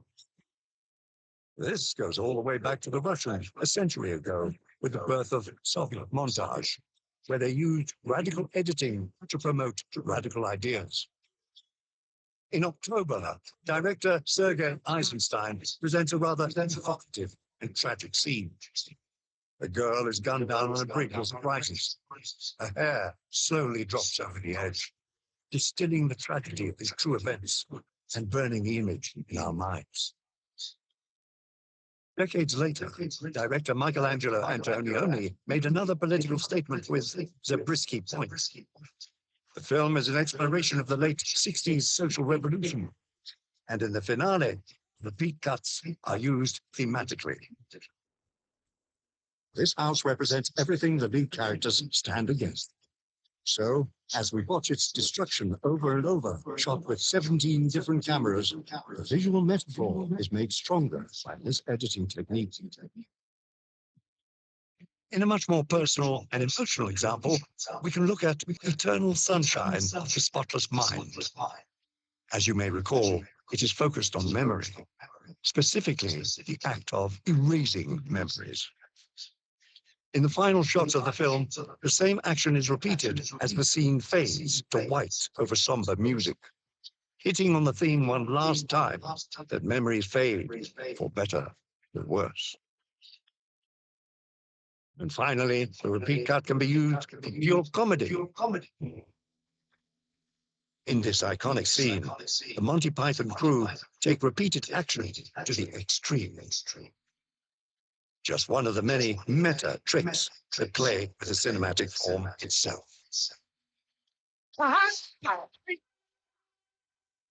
Or in this chaotic encounter from Ferris Bueller's Day Off, a single kick lands in 3 separate shots. The comedic effect is augmented by a secondary technique, the axial cut. Edits that jump between different shot sizes from the same angle. In this case, each repeated cut narrows through medium, close-up, and extreme close-up. As you're editing, remember that repeat cuts can be much more than a laughable trope. They can be a unique perspective into a character's heart, dreams. They can punctuate a moment, support a theme, or generate a bit of comedy. Consider repeat cuts in your next project in the script. Shot list. Yeah. So did that answer your question, Elijah? A little bit. Yes, it did. Yes, it did. It helps my question. Cool. Yeah. So you can see how it's used in a bunch of different ways. For comedic effect, it can be used to, you know, uh, punctuate a moment. It could be used for action scene like explosion to kind of show the depth and the dimension. It's used for a lot of different reasons. Um, you know, So yeah, that's the repeat cut. I thought that was interesting because I've always seen those, but I've never really understood like the reasoning behind it. And I know the effect of it, like it's when you watch it, the effect, but I never understood why certain directors use it or they're in certain movies. But yeah, so repeat cut. I just thought that was an interesting video. Right. Yeah. Um, and yeah, that's all I got for today, pretty much.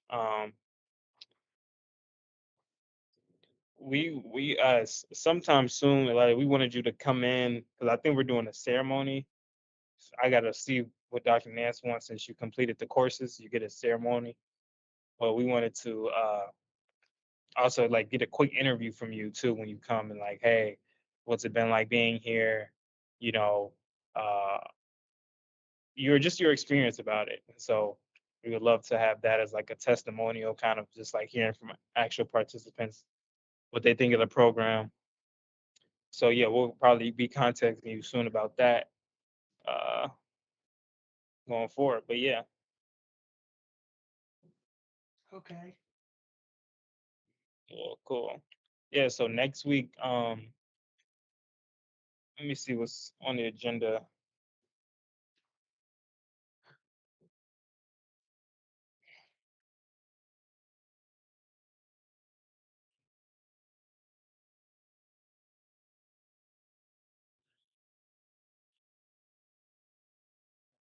Yeah, talk about different storytelling techniques, different stuff like that. Um, yeah, we talk like hero's journey, how to think about that in filmmaking and other things as well. But but yeah, so that's all I got today. Um, I think Elaine is next, maybe. But yeah, um, so yeah, I'm you got any other questions? Let me know. If not, and I'll see you next week. All right.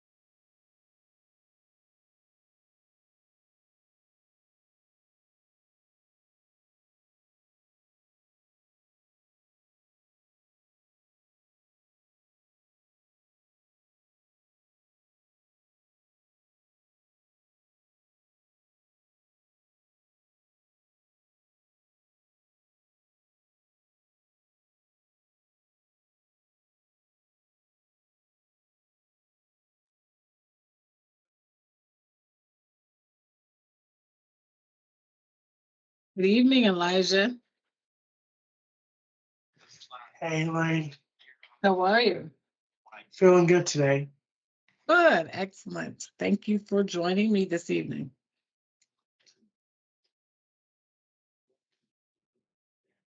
Um, so today we're going to talk a little bit about or a lot about hold on, let me put my headphones in because I feel like my kids are so loud. I don't know if you can hear them or not.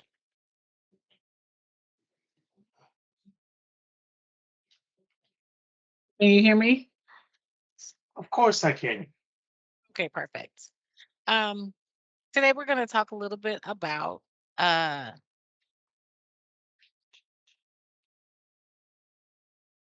immigration and esports and ways that we can optimize the sport, esports, and really root it in foundational practices to allow us to secure visas more quickly when we are traveling for esports teams. Esports obviously can include video game, but it can also include things like playing poker or other types of online games or electronic based games. So, first, I'm going to show a brief video on some of the concerns that we often see related to esports. And then I'm going to jump back in and we're going to talk about it. Okay. Okay.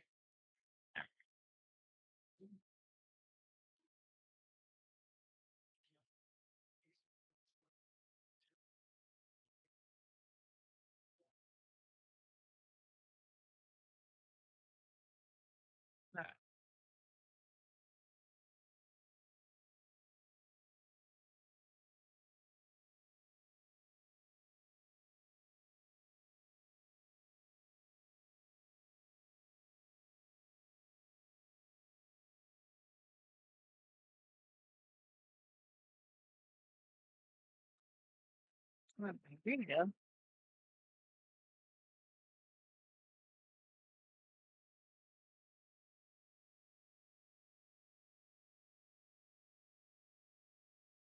All right. Here we go. Give me 1 second. Let me show my screen. Okay.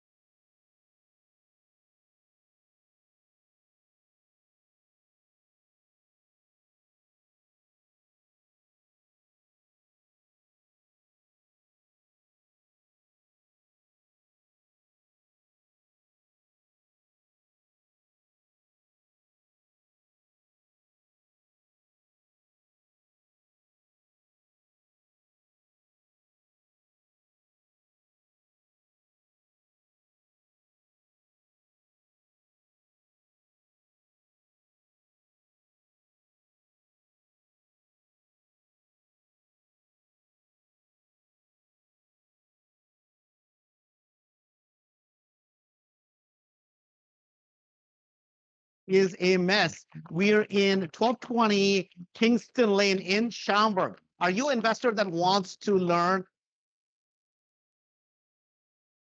Mm, Hi, everyone. Welcome to John Associates. This is Joseph. Today, we'll be talking about immigration and esports. And I have the pleasure of introducing Tom Turner here.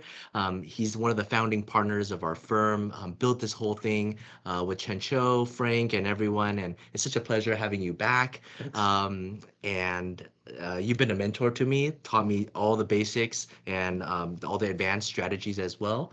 So today, I know that recently, the past couple years, you've really transitioned to do a lot of esports and STEM cases. And so we want to just ask a little bit about that. It's completely new. I know when I was a kid, playing video games was frowned upon. My parents never allowed me to play. You do homework and maybe you get to play for 5 minutes. Nobody would have thought esports and gaming would be a thing and a lucrative and prestigious career at that. Why don't you talk a little bit about what you've been doing recently? Well, there's been a big shift in the mindset, especially here in the US, around esports, because like you said, when we were growing up, you had a console and you played a game, and you got yelled at by your parents after a while. You got to get off that thing, you got to get to work.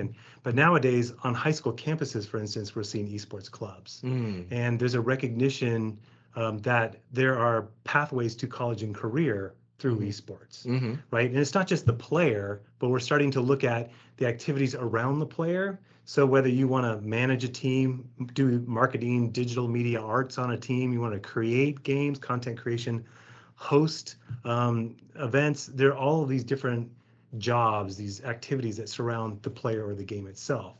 So just even that paradigm shift of scholarships are available at great universities for kids who are good at esports. And if they want to play esports, that's an opportunity. But then how you build that pipeline to workforce via esports is a completely different mind shift as well. It's a lot of special skill sets to Yeah. be able to be a gamer, and not just gaming, but just surrounding the gaming industry. Yeah. And these are public schools you're talking about, or is it just private schools? No, public schools. Yeah, with one of the organizations we work with, they have over almost 800 schools and organizations across the country, across the U.S., that are participating in after-school esports. Wow. And a lot of these schools are looking at ways to integrate that into curriculum, which will then lead to, like you said, it's very highly skilled, it's very cerebral, but it also requires a lot of the current the way we look at needing collaboration, communication, critical thinking, creativity, that citizenship that's required for the modern workplace, really, that flexibility.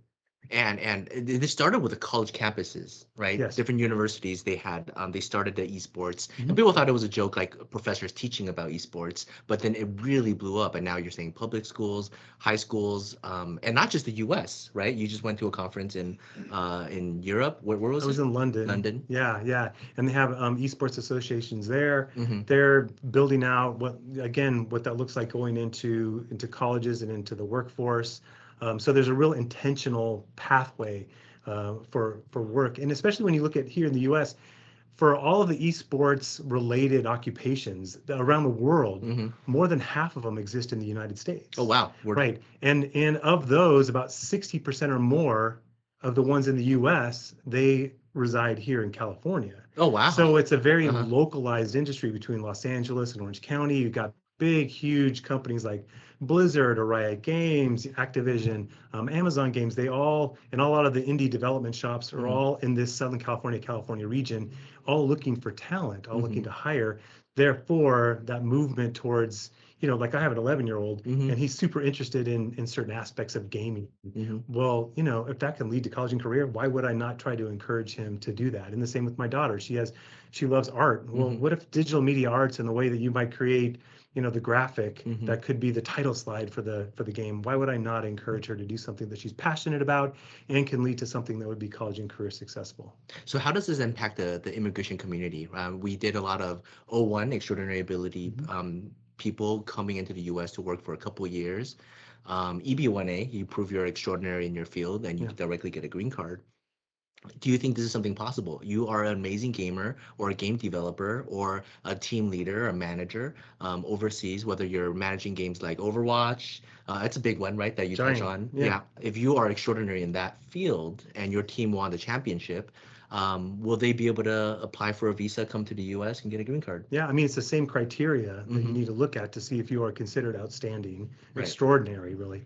And so if you are kind of that lead member of the team and you can show that great national, international recognition and all that you've done then to wherever you are to build up that skill set and your renown and rise to the top of your profession, yes, that would still make you eligible for something like an EB1 or O1. But there's still even the other skill positions, if you with H1Bs, there's lots of opportunity in marketing, operations, game development, and coding, creating that still require that type of degree that would make you eligible as well. Wow. That's amazing. Yeah. And that's pretty much immigration and esports. There's so much to talk about. It's a fascinating field. Possibilities is endless, and it's good to hear that the US is again on the leading front of this.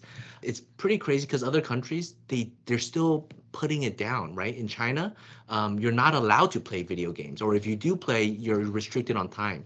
So that's really going to stifle their talent. Yes. And so if we're having kids leading other kids and learning skill sets on how to strategize and how to play games well, that'll be amazing. Yep. Agreed. Thank you. Bye bye. If you're not making 100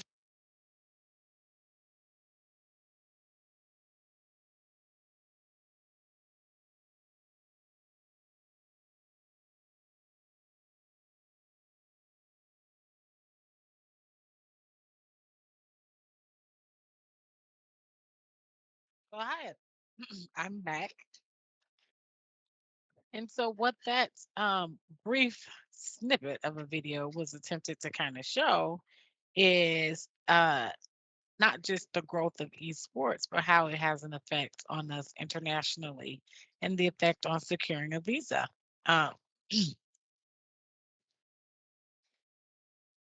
Immigration is something that we see that's becoming more and more of an issue uh, in the United States currently, but we know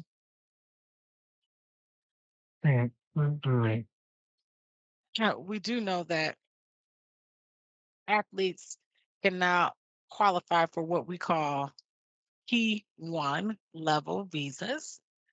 And that's a visa specifically for athletes that will allow you,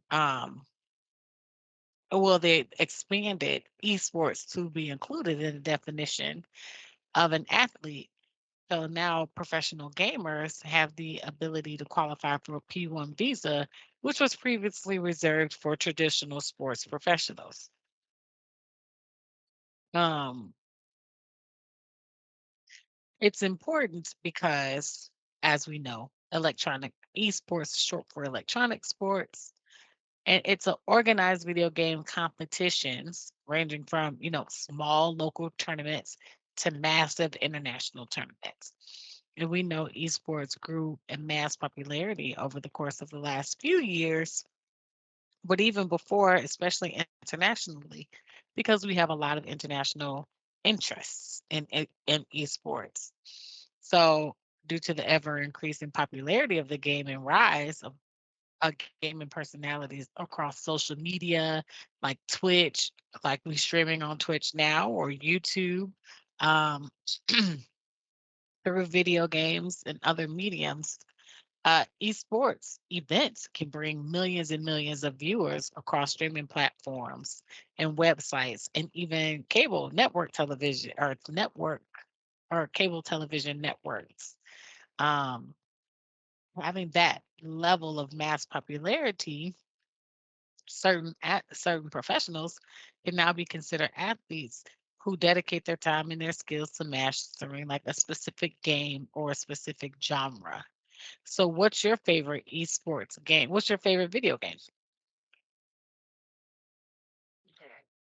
Okay, so my favorite game to play is Rocket League because of the whole soccer with race cars thing. That sounds pretty cool. So do you spend time training and getting better to improve your skills? I do. Yeah. And just imagine if this was your job, if you were paid to play this particular video game, just like any other kind of athlete. Esports athletes train rigorously for hours a day. Um, to improve their gameplay, their strategy, and even their teamwork. So, when we talk about professional athletes, although esports doesn't sound like a traditional professional athlete, we know for sure that now that we've expanded um, the definition to include esports, then maybe we should give professional esports or video game players some of the same benefits that others have, right? Yes. Okay, so when we talk about the P1 visa, a visa The visa is a non immigrant visa issued to foreign athletes, artists, and entertainers who have achieved certain international recognition in their field.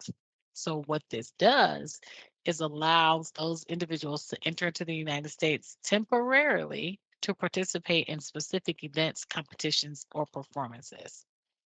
For example, when we have some international talents comes to the United States, let's say in soccer, they may have to secure a visa. Um, P1 visa is easier to secure as an athlete than it is than a traditional visa just to come visit in your country. So the benefit is that professional video gamers no longer have to wait weeks, months, and months to be able to come and compete in tournaments here in the United States. We're giving them the opportunity to secure a visa quickly. Right. Um, so now, like I said, traditionally it was physical sports, but now we're expanding that view. Another benefit of the P1 visa is that it can accommodate one individual gamer or an entire team. So sports teams can apply.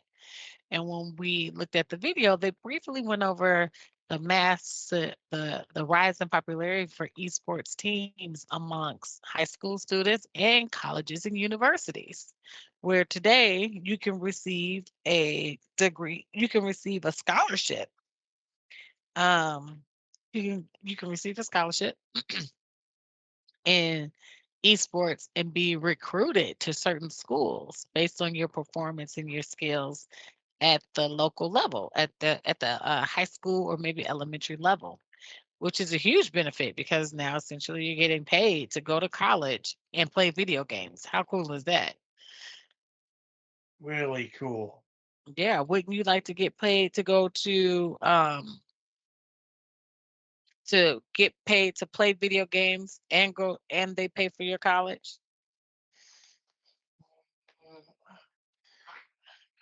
I'm not quietly sure, but Yeah. I'm Um, thinking, you're still thinking about it? yeah. Um,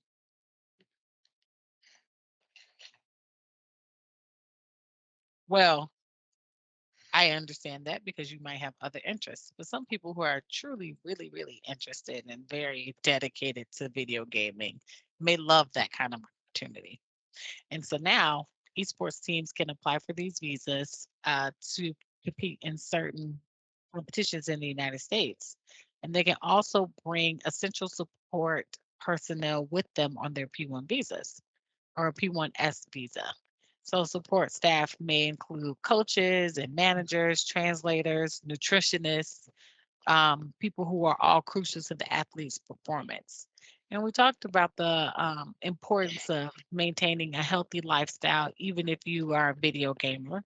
So it can be important for people like a nutritionist to come along with the gaming professional to make sure they're eating healthy, exercising, maybe their personal trainer, right? Make sure they're still exercising, they're taking the necessary brain breaks, movement breaks. As well as their coaches and their managers. Uh, Another benefit to the P1 visa is that a spouse and children under 21 may also join the visa holder in the United States. Again, it's a temporary designation. You're only here for an event or for a short period of time. But it's also nice to have, your family to be able to travel with you to see you perform.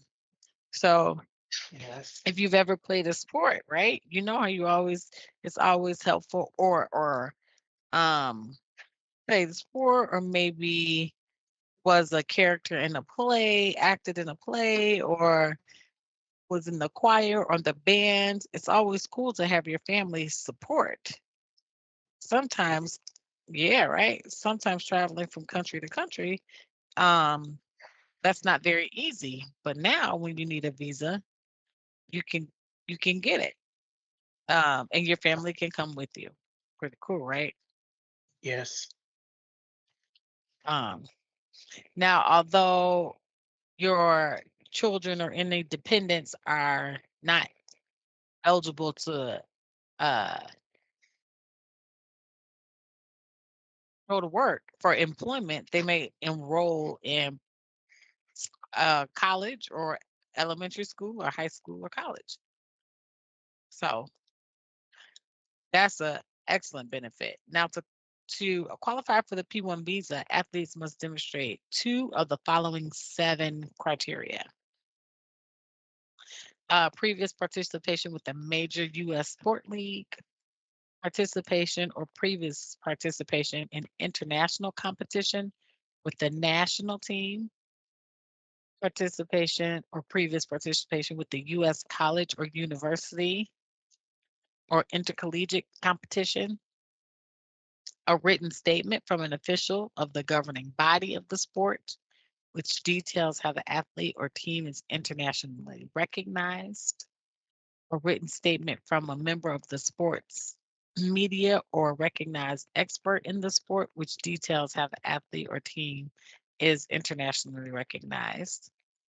The athlete or team is ranked if the sport has international rankings, or the athlete or team has received a significant honor or award in the sport.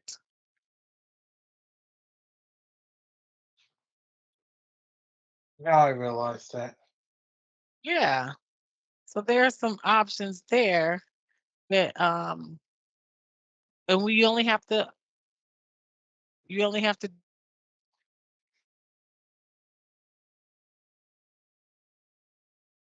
Mhm.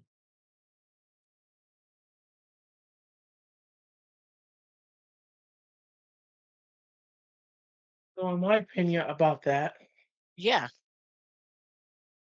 when it comes to that, it could be important. It could be important for others, but some people say that would be a waste of your time. But you'll never know until you try new things. You So, never know until you try new things. I agree. I agree. And um, it could be very lucrative, which means you can win a lot of money or get a lot of money when you're playing on an esports team. Um, if it's something that you really, really enjoy. Hmm. Absolutely. Can you imagine playing Rocket League and being paid for it really, as a job? Hmm. that's for Absolutely. that happy like that would be amazing. That would be amazing. That would be amazing. And this is what professional gamers do. This is the access they have that's important. They can do that. Um, Now, the duration of the visa includes individual athletes can receive the visa for initially valid for up to 5 years. So if you lived in another country and you want to come to the United States and play for a US team, you can get a visa for 5 years. You can bring your family with you. Your children can go to school or college, and it's extendable for another 5 years, which is Okay, benefit, right? So that's pretty important. true. And That's true. and those visas are expedited. So you don't have to, it doesn't take um as long of a time to secure those visas as it may to secure a traditional visa. So the other aspect of that is teams typically receive a 1 year visa, which can be extended on an annual basis based on the event schedule. So, TV, you can use the TV to watch that. I apologize. So, um, that's on an annual basis, but that could be 20 people, 30 people, 40 people. Also, equally is important, right? Uh, however, mhm, mhm. Oftentimes when we talk about a team, the y- the visa may be restricted, or the approval of the visa may be restricted to the period of the petition to match the length of the athlete or the team's participation in the event or competition. So, although these extensions do exist and these time frame do exist, oftentimes we want to try to match it up with the existence of the competition, the length of the competition or the event. Now, this is a major step forward in the sports industry. It provides a clearer, quicker pathway for international esports talent to come to the United States. In doing so, I mean, it increases our competition, healthy competition. So it's kind of like fostering healthy competition is an innovative approach, and it allows for us to continue our growth in this area, right?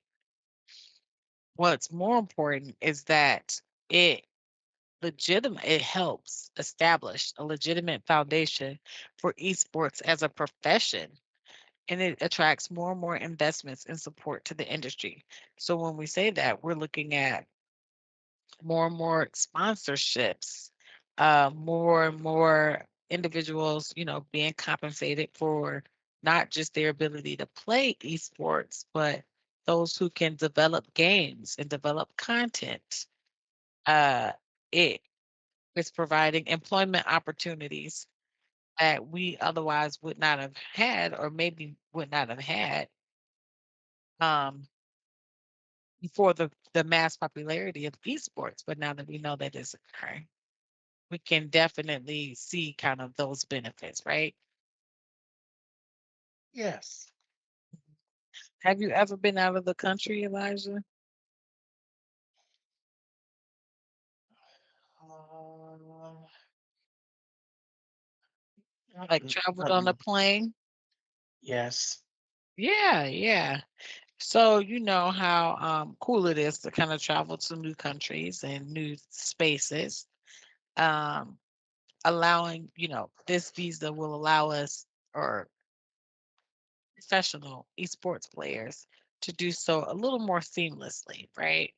Without some of the roadblocks that they traditionally would see without this kind of visa.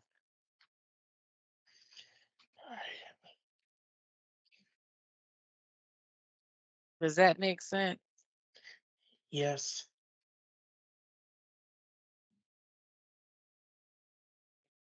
Now,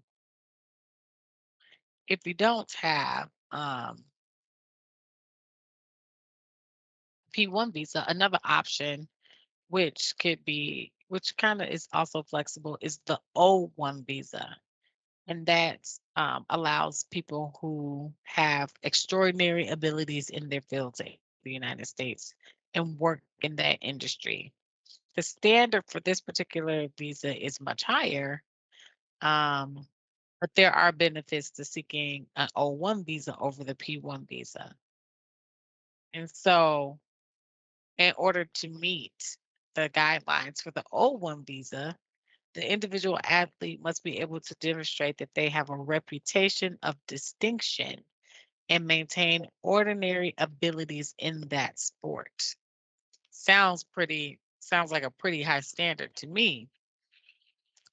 And how can we meet that standard? We can submit evidence like press articles, award, proof of a large following, like tens of millions of followers on Twitch or YouTube, high rates of competition by competing in some of the more highly ranked or popular esports competitions. You can meet this expectation, and having high rates of compensation. So if you have high earnings from these competitions, means you're doing very, very well. You also can use that information to gain a O1 visa. Uh, it can also be important to show that you've worked with some distinguished companies like or teams or brands. Maybe if you receive sponsorships from like McDonald's or Sony, um, or have worked with them. You can also provide a letter from some prominent individuals who can speak to the extraordinary reputation of the particular athlete and the athlete's work history. Now, obtaining this kind of visa is difficult, requires a lot of creativity, a legal, kind of an in-depth knowledge of the legal expectations. Um, but it's also an option.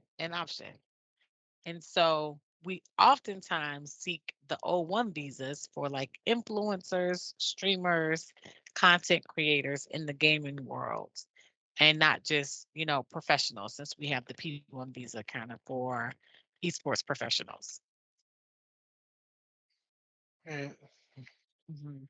Now, Uh, yeah, anytime. Now, esports, we know esports often blends into like influencers, streamers, content creators, world, and athletes because you can see them often on Twitch, YouTube.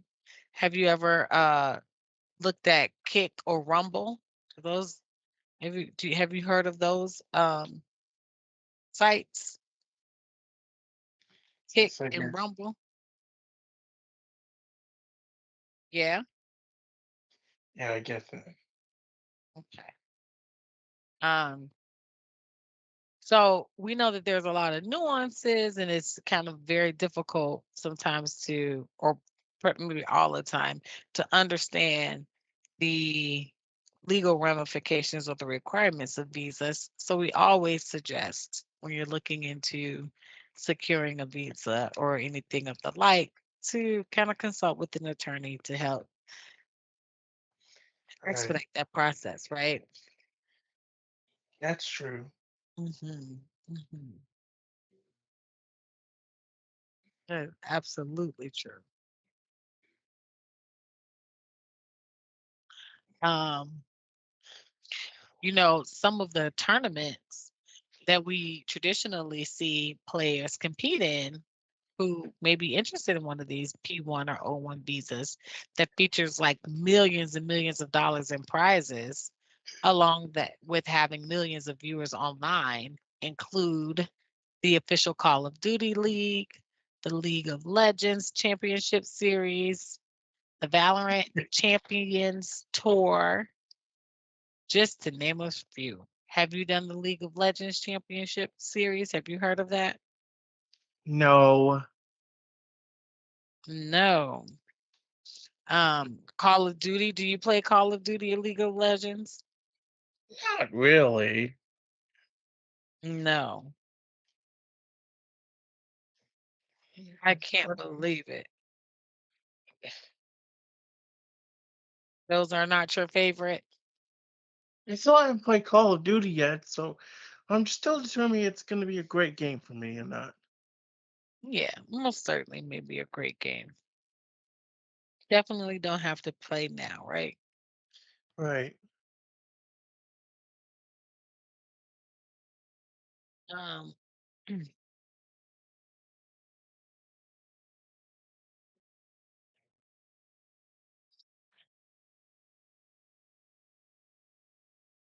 Now I see what you mean.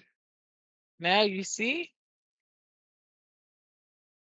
Mhm. Um, okay. So do you have any questions about immigration law? No questions about immigration. Okay, okay. Um, well, as we continue on in this class, we'll learn more and more about, you know, many other legal concepts. All right. Okay. Okay. All right. Well, I want you to have a great night, Elijah, and you can join us back in about 20 minutes, okay? For the next class. Okay. All right. Okay.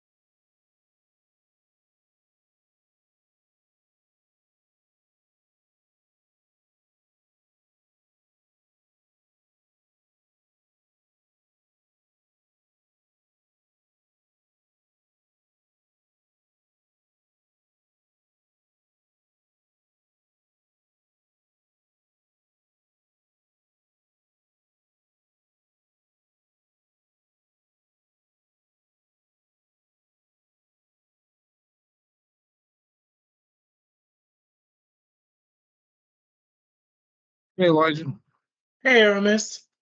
what's going on? How you been? Feeling good today. Good, good.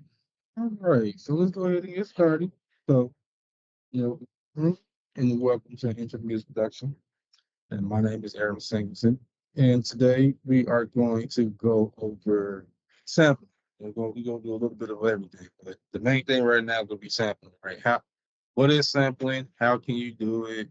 And why would you do it, right? Like, why would you sample, right? So we know what sampling is in the grand scheme of things, right? Sampling is the process of when you take an old song or even a new song or a TV scene, whatever, right? Whatever audio, you take it and you repurpose it, whether you pitch it up, you pitch it down, you speed it up, you slow it down, you chop it up so you can put certain words where it's not supposed to be, um, or words wasn't that you put, whatever, and you make it your own.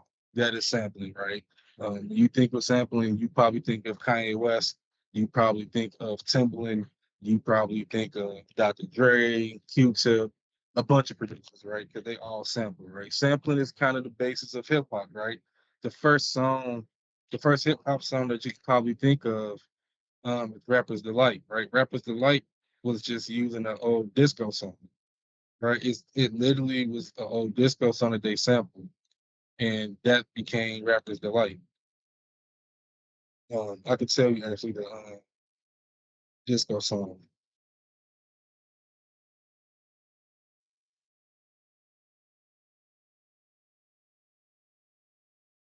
Yeah, and Good Times by Chic. Good Times. It pretty much just used Good Times by Chic, right? And it's pretty much just the instrumental backing track of that song that they just wrapped up. Like Sugar Hill Gang. And that was in 1976. So that is definitely used as the forefather of hip hop, of rap. And that is the basis of our production, right? Everything kind of comes from that, right?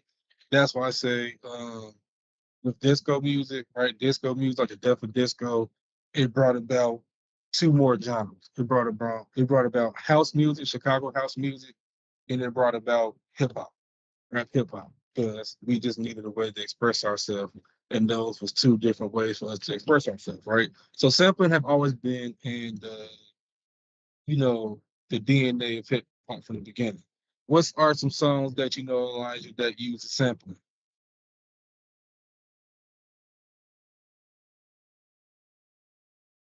Elijah? I'm still here. So in my opinion, those when it comes to that, okay, Hmm. I believe when it comes to beginners, you have to learn. You have to learn on the inside.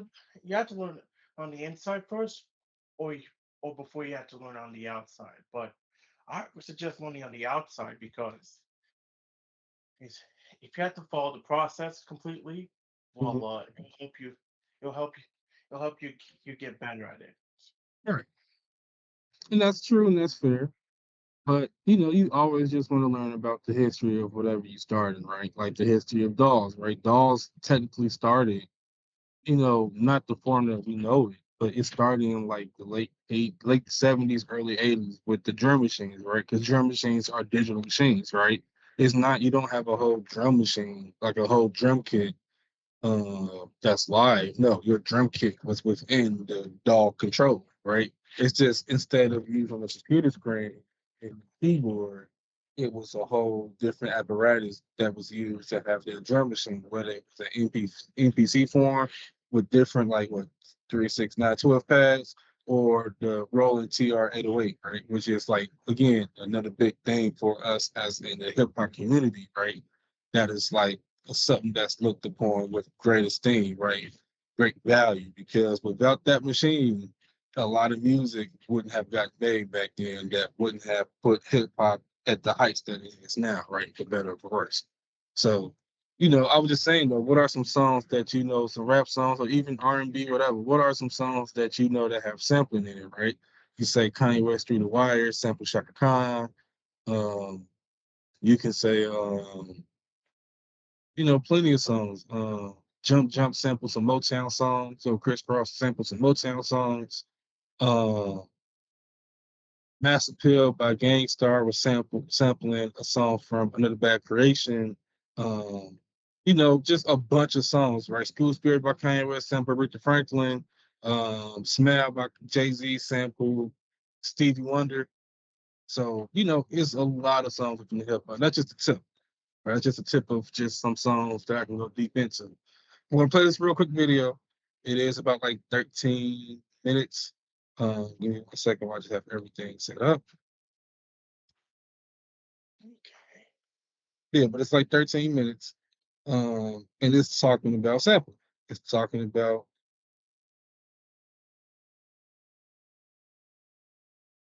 sampling. Song mode. Real quick, he's gonna just show how to sample.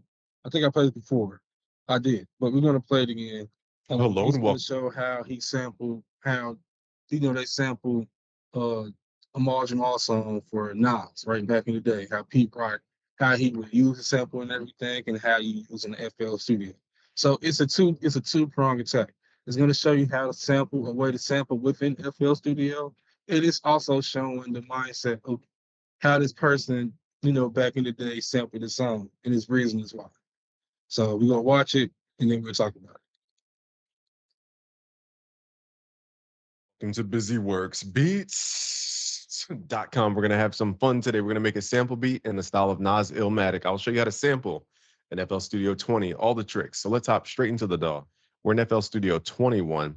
So to find samples, go to Internet Archive. To find drum kits, type in Nas Illmatic drum kit, Reddit. Okay, you'll find a drum kit with these drum sounds. Okay, and these samples from Illmatic. So I have 3 samples here. So the first sample, we're going to do a chop to grab a loop. Okay, so let's grab the slice tool. And first we need to listen to the music. So the music's over here. So I want to go boom, ba boom, boom, boom, boom. Let's hit Alt. Get the habit of hitting Alt as you seek through the sample on this timeline. Okay, and now we need to listen for the 1, 2, 3, 4, 5, 6, 7, 8, 2, 2. Okay, we need to listen for that downbeat. Okay, so let's count in our mind. Don't use the metronome yet. We're at 84 BPM, but don't use the metronome yet. Just grab your slice tool, hit Shift Alt to do a vertical slice. If you don't hit Alt, it'll do this and it will lock to the grid. Just hit Alt to move it around. Okay.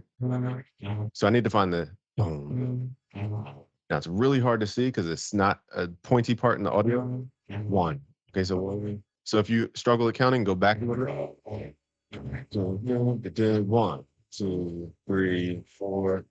Okay, we're just gonna chop that part out. Zoomed in a little too far. So it's right here. 1, 2, 3, 4, and 2. Okay, so we need to chop it at the 1, 2, 3, 4, and slice. Okay, so do a Shift Alt to do a vertical slice right there. It's really hard to see where the transients are, so you have to count out music. If you don't count out music, you're always going to get it wrong. Click in the top left of this little icon, go to Make Unique as Sample, hit Yes, and just hit Enter to save it. Okay, so we're going to drag this over to the left. Now, what we're doing here is called loop sampling. So we're grabbing a section of music and just chopping it by the loop, leaving it as is. Now we can double click on this because we chopped it out. We can go to mode, stretch mode, and then we could use the time knob to lock this sample to the grid.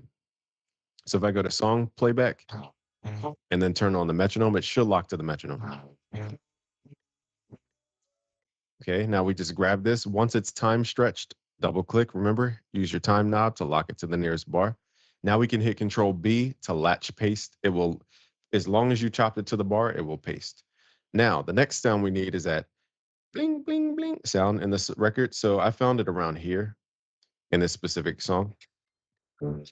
So the problem is we have a lot of drums going on. So let's find the most minimal bling, bling sound. So let's grab this one. Let's hit Shift Alt, okay, and do vertical slice and just chop this out. Okay, now it probably could be better, but let's click in the top left, go to Make Unique as Sample, and hit Save. So we want this small part separated from the rest of the song. If you don't make Unique as Sample, it won't separate from the rest of the song. So now you can just literally just left click and drag this in. I've become a fan of sampling in the actual playlist. It's a lot easier. Okay, so go to Snap to Grid here. We're gonna go to Beat, and I want it to go dent, dun, dun, dun, dun. Okay, so we want it to have a pattern here. So let's turn this down. Now, before we get into this, let's double click on the sample, hit Control L because we want to chop out using an EQ, chop out the low end. So let's add a parametric EQ here and then switch it to a high pass mode and chop out the bass. Okay, so we have less interference there. Okay, so now using the actual playlist grid, we're gonna draw a pattern. So dun, dun, dun, dun, dun.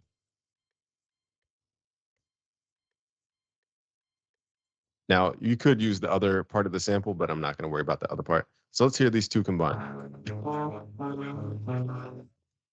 Okay, now because it's sliced perfectly to the grid, all I have to do now is simply hit Control B. But if it's not sliced to the grid, hit Shift after you highlight these and drag it. It copies all the timing. Okay, so if you're not sure, just grab this, hit Control, hit Shift, and then left click and then drag it around.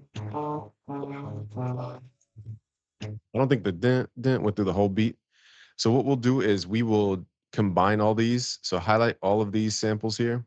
Actually, we only need about one. Okay, actually, we don't need to do what I was going to say. But if you want to combine audio, highlight it and hit Control G to combine it. We don't need to do it here, but we're going to leave this to overlap on the fourth bar and grab the edge to crossfade. So it slowly leads into it. Now I know the actual sample has the like click at the end, but we're just going to not worry about that for now. Okay, now let's talk about the drums. So boom, tap, tap, something like that. I don't remember the exact pattern, but if you have drums, okay, we're going to slice the drums. Okay, and we're going to hit Shift Alt. You don't have to be perfect here with the drums, but we want a section of the drums. Grab it in the top left, make unique as sample. Hit yes, hit enter. Now we can double click in here, and then we were going to right click and open in new slice X. The reason we use this is because you could do a lot more than just Fruity Slicer. So now what we can do is if we go to the channel rack, you'll see that the notes are mapped out for us in the pattern mode. Okay, we can draw our own drums if you wanted to. Okay, so you can create your own little pattern here. Now I wouldn't do it this way, but I'm just showing you. Forgot we're in triplets, my bad.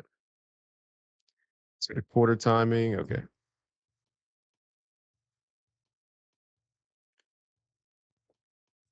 So that's how you would create your own pattern if you wanted to slice from an actual record. For this record, we're going to use the actual drums from a drum kit that somebody made on Reddit. So let's go to that kit.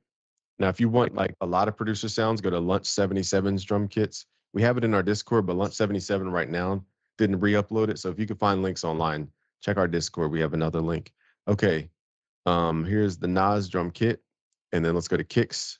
And I think it's okay. So we have the actual sample here. So I'll give you, and then okay. So notice it's not just the snare. It's not. It's boom. Okay, so let's draw a pattern in. So let's turn the metronome on. Go back to song mode. So now we're adding in patterns. These are where we can add our own sequences and our own drum patterns, basically. So let's start opening up the sounds so we can hear everything. So boom, boom.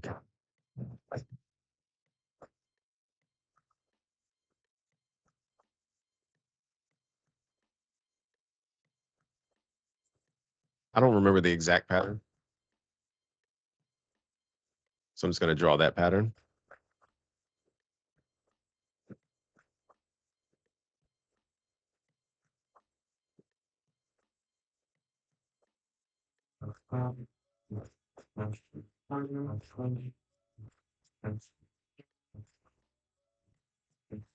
Now you have your first sample beat, super easy.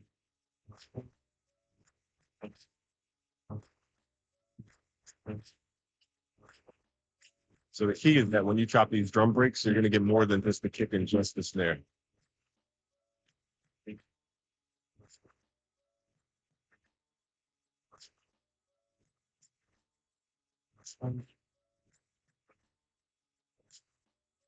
That's how you sample. If you want to learn more, just go to busyworksbeats.com/FL Studio. And if you want to get into our course material, go to premium. All right, he did that drum pattern completely wrong, but still, that was a perfect example of showing just how you sample. Where you can sample in FL Studio, how you sample, why you sample. As you see, they sample three different songs where they sample the Joe sample, the Joe Anderson sample, they sample Eric B. and Rakim for the drums.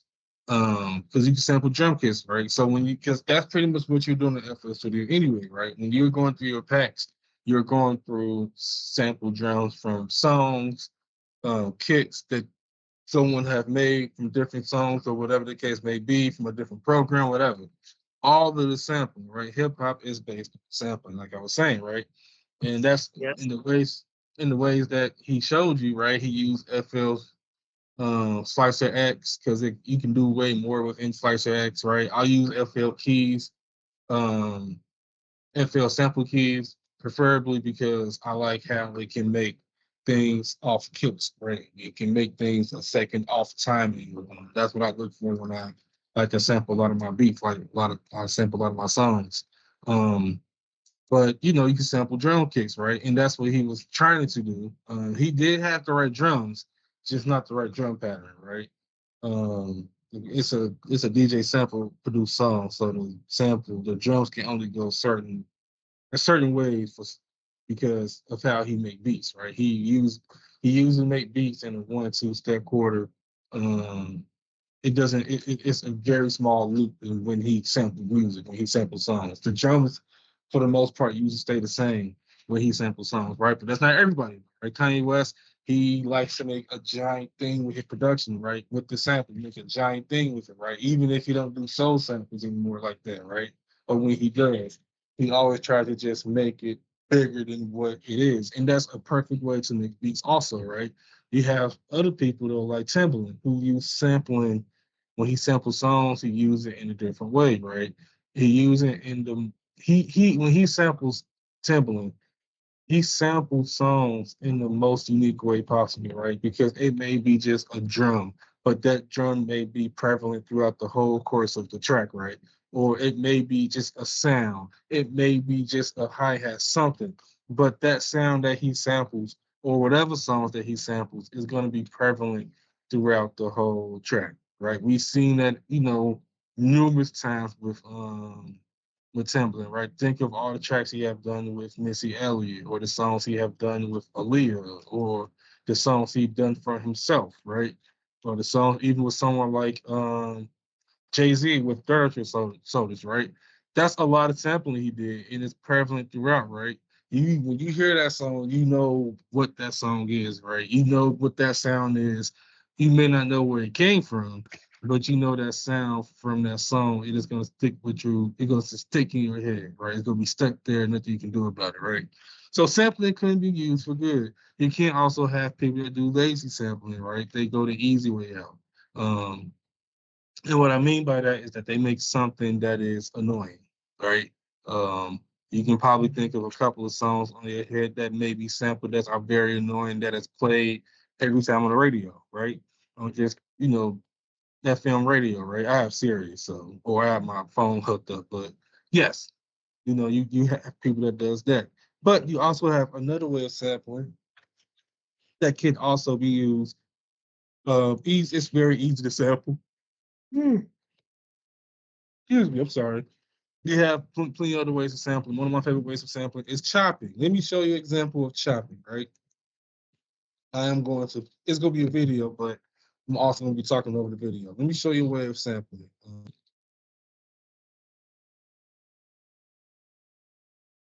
Okay. I'm going to it right now.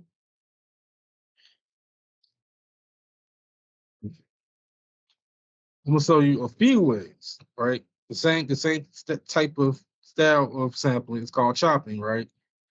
That's usually what I do. I do chopping, right? So chopping, how that works is this. Um, Chopping is just picture a song in a wave file, right? A wave format. It may be certain parts of the song that I like a lot. I don't want to sample just track this part right here or this part right here.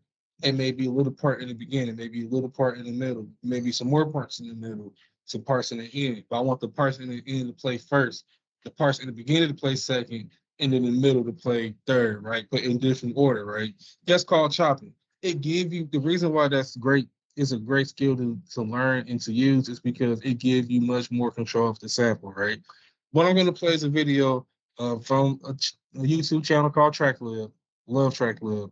You should watch TrackLib. Everybody should watch TrackLib because it shows how much people use sampling and how they use it and why it's dope, right? Why it's so different or organic and it's dope when they sample. So some backstory about this track I'm gonna play though, right? I'm gonna tell the story.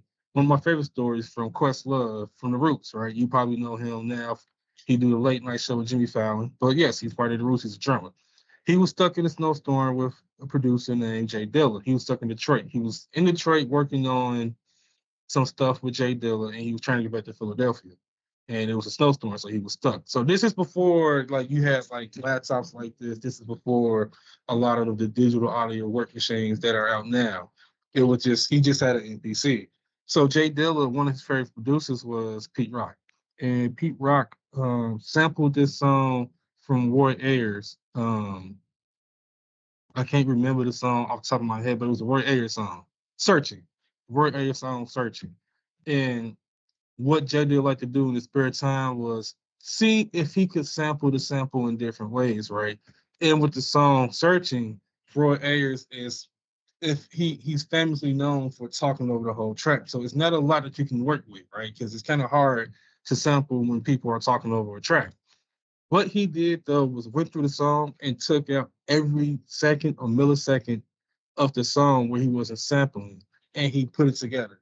Now it's easier now to think about doing this with an FL Studio because you have a mouse, you have a screen, you can see everything. But he had an NPC that had a little screen, so he had to go through it constantly to get every part out.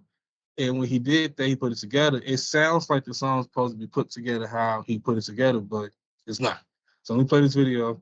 Like I said, it's real quick. I'm going to be talking over the video also, and then I'm going to play a couple more just to show you how chopping is great. So you share the screen. So yeah.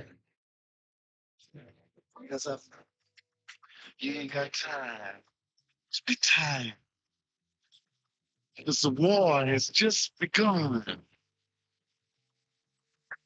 That's right. The war has just begun. So you see the parts that highlighted are the parts where he is talking. So well, this is a very long song. And you're gonna see when he zoom out, it's gonna be even more parts down here that he sang. And listen, I said war.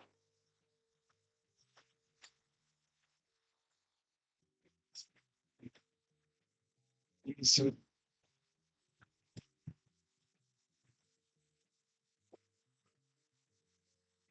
we rep the ain't gods, ain't nobody can't start no. So as you see, right, he sampled these are the parts that he's not talking, right? These are the bits of the song where Roy Ayers himself even talking. The only part that he got that he had to because he was kind of stuck because it was stuck on a drum kick, I believe, and the drum snare is this part right here in the red where he say listen. But it fits the song still, right? It still kind of fits the song still and everything, right?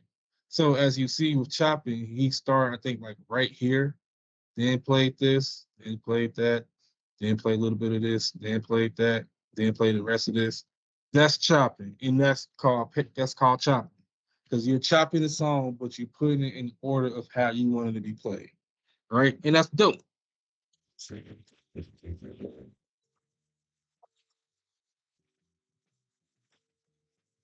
Listen.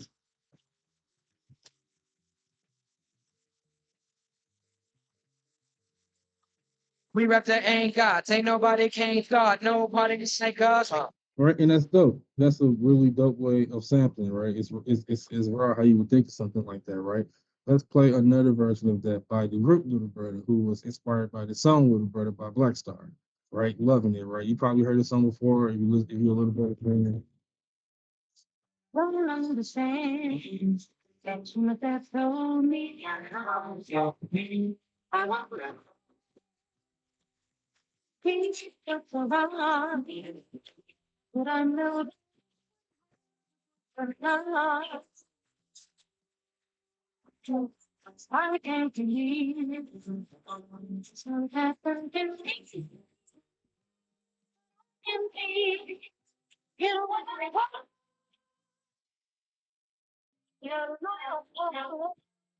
I wonder what is me.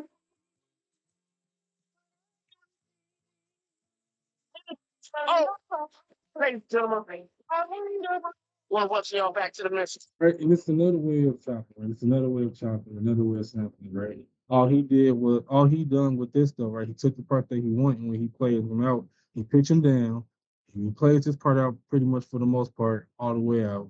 And then with the yellow and the purple and the red, he double timed at the end to go back and play it again just real quick. That's why it's kind of like a little hiccup, but it's not really a hiccup. It's called a double play.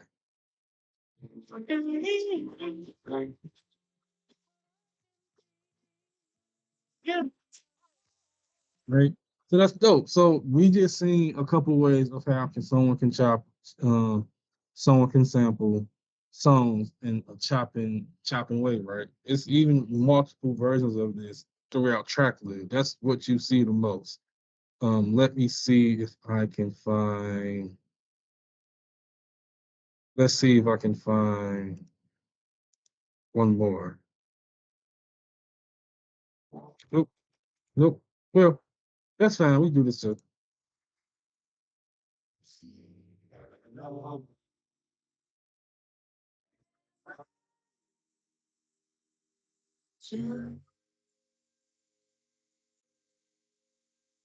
Yeah, with this one, it's not really chopping, right? So this is called just voice sampling, right? Because what he's doing is just sampling the voice, and he's going to pitch it up and down throughout the beat, right? You probably know this theme song if you watch anime. You watch Samurai Champloo, you know this song already, right?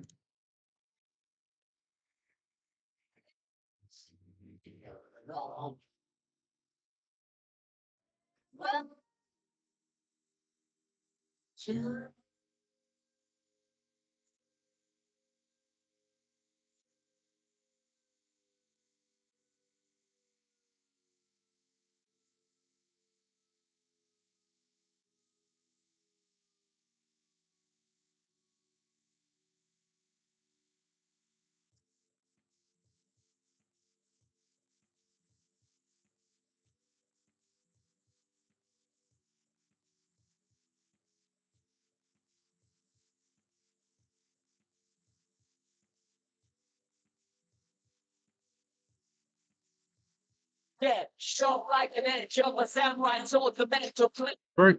You know this song. Everybody know this song, right? Everybody know that song, and that's the song he sampled. He sampled Singers Unlimited, who I am actually a huge fan of. I collect their vinyls. I have two of them.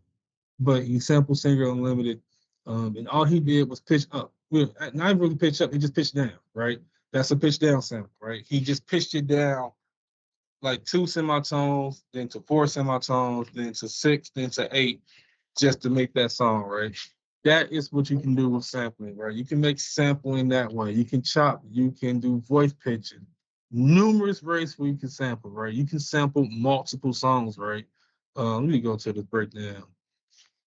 I love it. I love sampling, right? Because sampling also allows you to do what? It allows you to find songs from the past that you it what it does, it helps brighten your horizons because you may like what they sample and you may want to go deep into that person's sample list, right? Like, hey, okay, I know they sample. What did they sample? Oh, they sample Singers Unlimited. Let me check out their stuff. Like, oh, okay. Or oh, they sample Roy Ayers, or hey, they sample H-Town, whatever, right? And then you just go deep into that and it helps broaden your music horizons because you may listen to different genres of music that you otherwise may not never play. But because of how that person sampled the song, you want to go deep into that. You want to see what did they sample, how did they sample it. That's dope, right? Yeah, that's really cool. Like let me just play a couple more. Right? I'm gonna play a couple more. Um, Give me a couple seconds. Okay, let's do this one, right? Loyalty, right? Let's do Loyalty, Kendrick Lamar, right? They sampled Bruno Mars.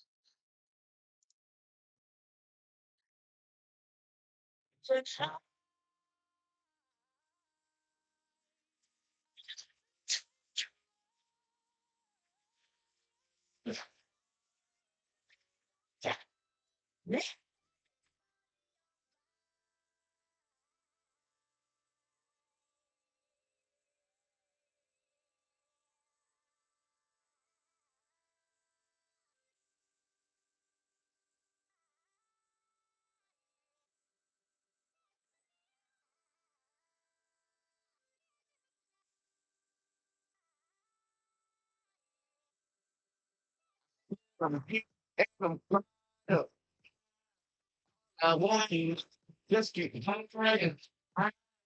And that was a dope way how they sampled it, right? All they did was pitch it up and then reverse it, right? To give it just a different sound, different feeling. When I first heard the song, I didn't even know they sampled Bruno Mars until I looked at the credits, right?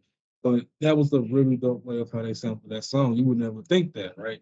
And the crazy part was, that them songs are not that old, right? It's not that old at all. And all they did was just reverse it, pitch it up and reverse it. So it's numerous ways for you to sample, right?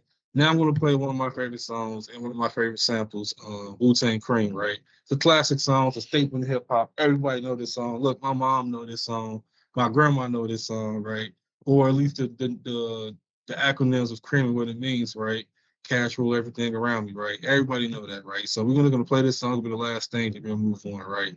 But I want you to pay attention of how he sampled this song, right? And this is like in the early days still of hip hop understanding what sampling is. And RZA, right? He's one of my favorite producers also too, right? He helped establish this culture that we call hip hop. He didn't have money like that, so he had to get it out the mud. He would have to use tape decks, like parts. Like if he wanted to sample a song, he have a tape deck, and he used the play and pause method. So what play pause record method. So he recorded like the part he wanted to sample, and then he would pause it, go to the other tape that rewind it to the part that another part needed to sample and then record that, right? That takes a lot of work. And back then in the early 90s, that was a lot. That was just a lot, right? So just keep in mind that they didn't have FL Studio, right? They didn't have the equipment that we have now, right? They had to use tape decks, right? Like cassette tape decks. They had to use that, the DAT format, which was notoriously known for being finicky sometimes to work with, right? So I'm gonna play this.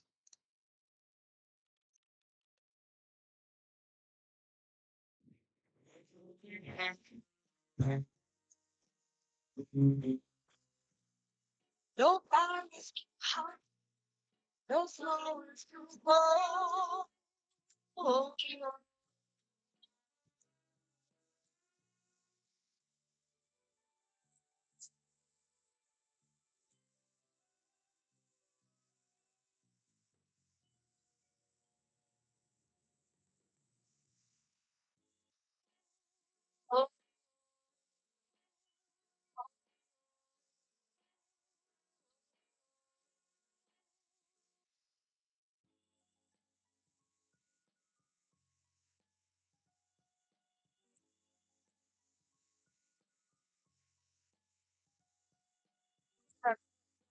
Well, me, I get the money, dollar bill.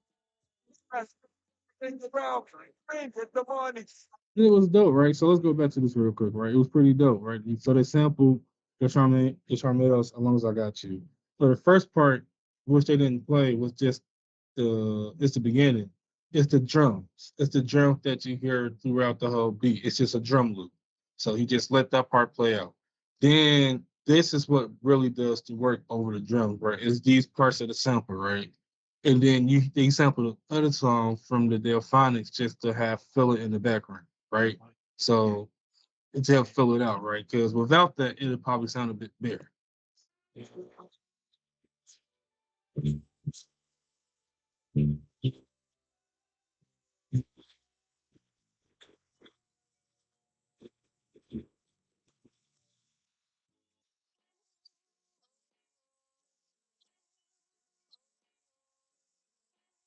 My fault about that. Well, so about the Wu But what's up? my fault about that. I forgot. No, okay, it's okay, it's okay. You all right? Wait, so about the sample breakdown.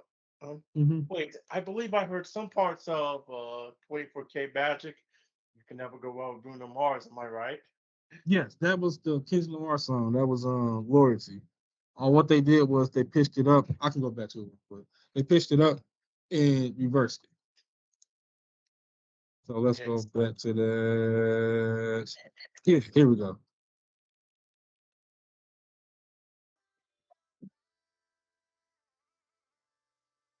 So they pitched it. So they pitched it up, right? See, this they chopped it too. They chopped it. They chopped the beat because that's how they made it. Like it's some sort of night court thing, but I like it so far. I like It's it. yeah, it's called pitch. It's pitching up. It's called it's pitching up the semitones of the song itself. So they pitch it up probably the five semitones, and then once they got to finish the part, it was reversed.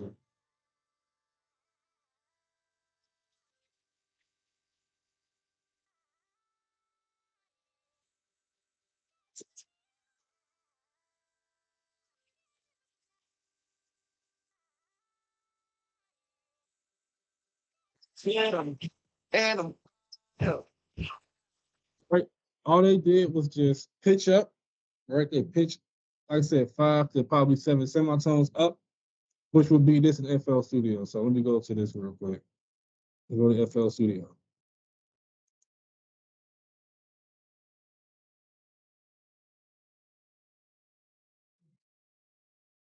This right here, your master pitch. You can use this, or you can go within this and go to fine pitching, right, or note pitching, right.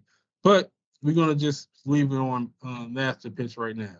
So when I say five, to, you see we say 0 cents. So when I say 5 to 7 semitones, I mean this. So they just went up a couple semitones, right? Now with this, they using cents, but it's the same thing. So when I say 7, they probably did 7 if I can get it there, but I can't get it there. But yeah, that's what that means though, right? Or type in the value. Let's do that. So master pitch, you want to say 7, right? Boom, right? Or 200 cents, right? Which would be 20 semitones, right? That's what I mean by semitones. When I say down, same thing. It's just going the opposite way. So they went down 400 cents would be 40 semitones. That's what that means in FL Studio, right? And that's dope, right? That's really dope how people can sample songs, right? They sample songs and they use it in different ways, right? So they can chop, that's great. They can reverse, that's awesome. They can do drum loops, right? That's another thing, right? They can just do drum loops, right? Uh, DJ Premier is kind of known for that, right? For just using drum loops, right? And then just putting his own spin on it, right? Um, if a lot of amazing ways of how they sample songs, right? Let's do one of my favorite songs from my favorite group ever, A Tribe Called Quest. This will be the last one, right? But either Applebum, you probably heard this song before. The song they sample is Daylight by a group called Ramp.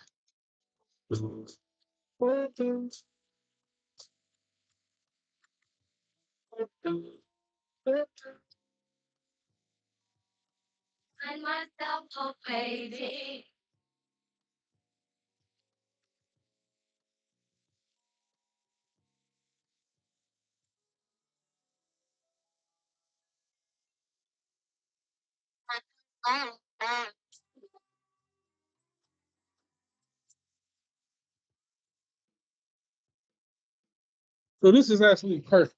Right, this is perfect. This is a perfect sample. They sampled three different songs, right? They sampled the main focus of the sample, right, which would be Daylight by Ramp, right? Sample in two parts, the beginning and like in the middle, right? Then they sampled this part, which you heard in numerous songs. Since the Fugees used this part sample, the middle part, they used that sample in not Ready or Not. The other sample. I can't think of it right now, but they use that sample. And then this is the drum pattern, right? For Fool Yourself by Little Feat. That would be the drum sample, right? That's their drum loop. So they're gonna use this part as their drum loop. You're gonna hear this throughout the whole song, period, right? It's gonna come every once in a while. And then this will also be a mainstay within the song itself.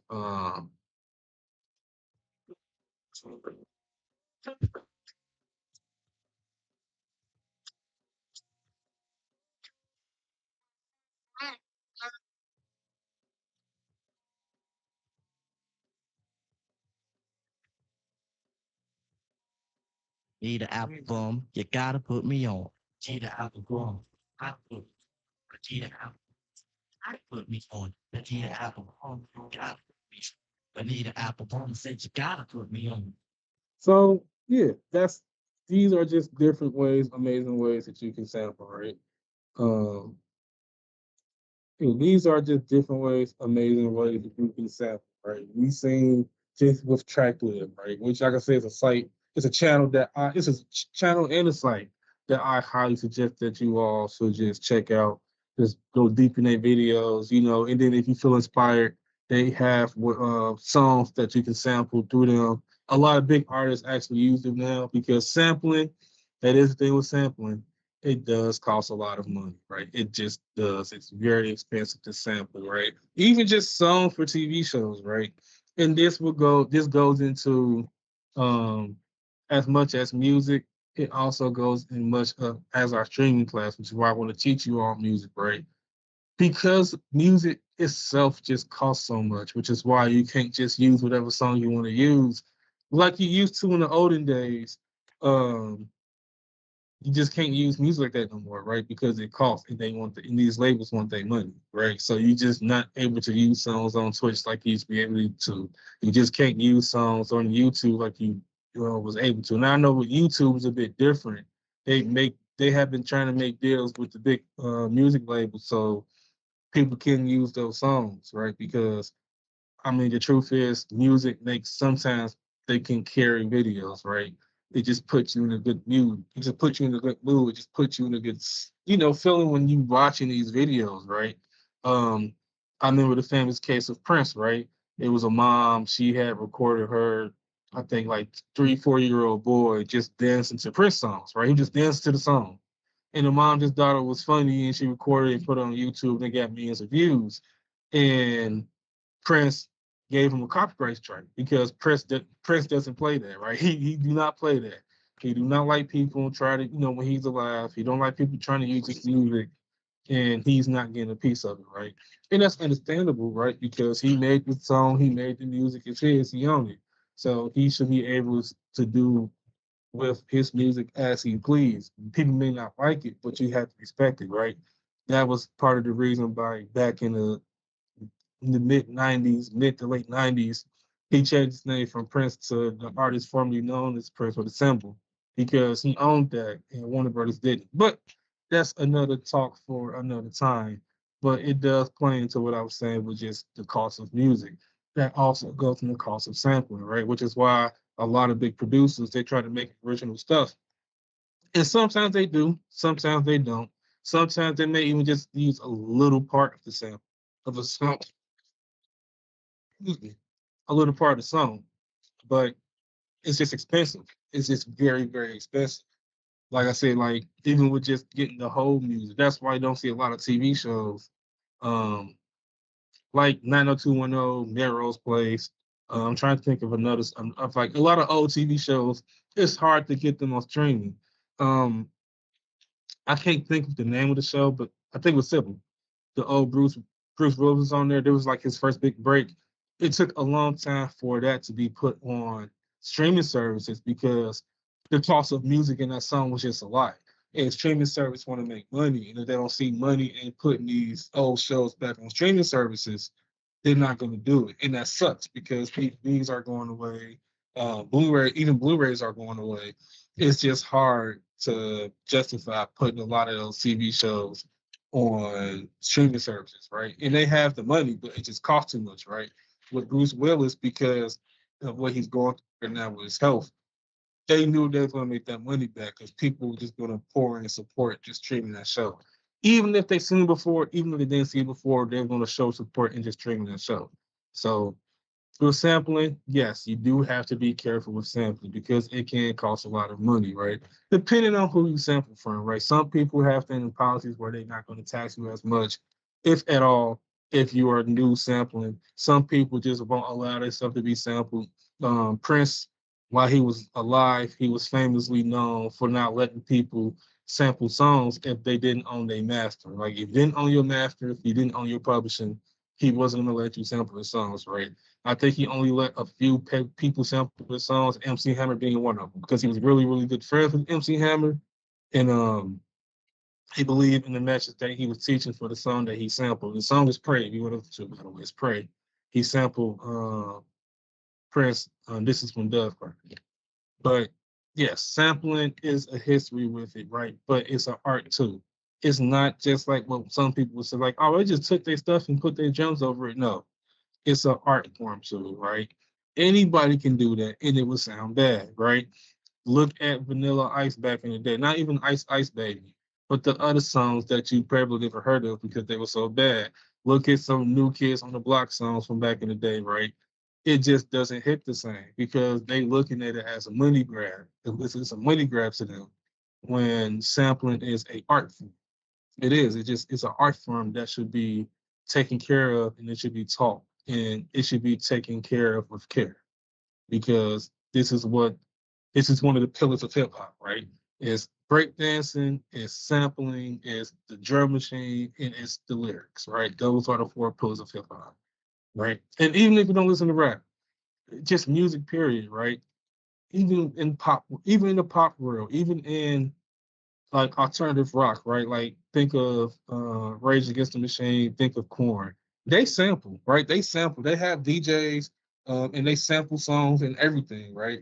Tom Morello from Rage Against the Machine, he's actually from Chicago. He's black. He sampled songs.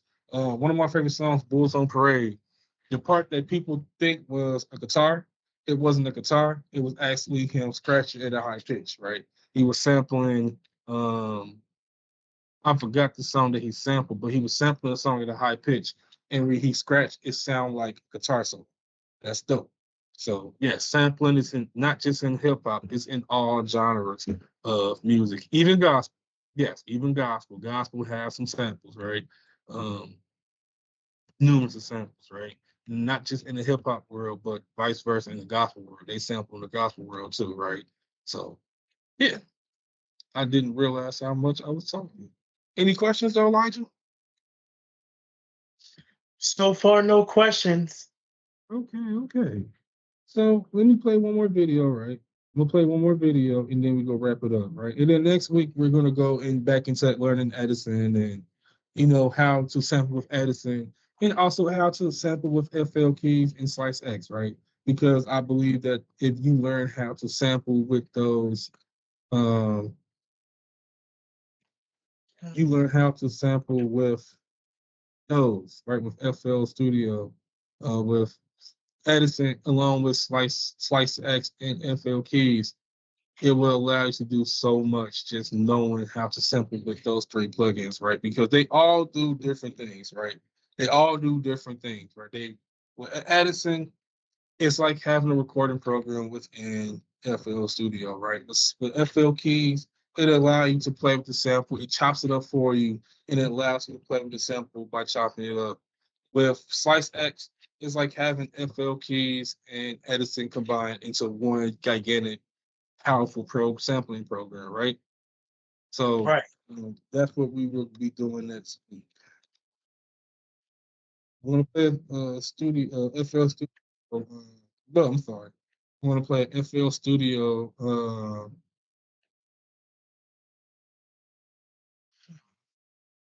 I'm going to play an FL Studio video, and it's going to talk about Slice X and just what goes Oh, in okay. and goes out.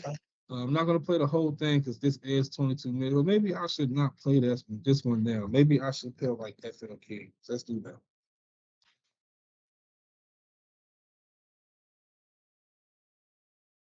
Yeah. FL keys. We're gonna learn about FL keys. All right. So give me 1 second. Let me set this up.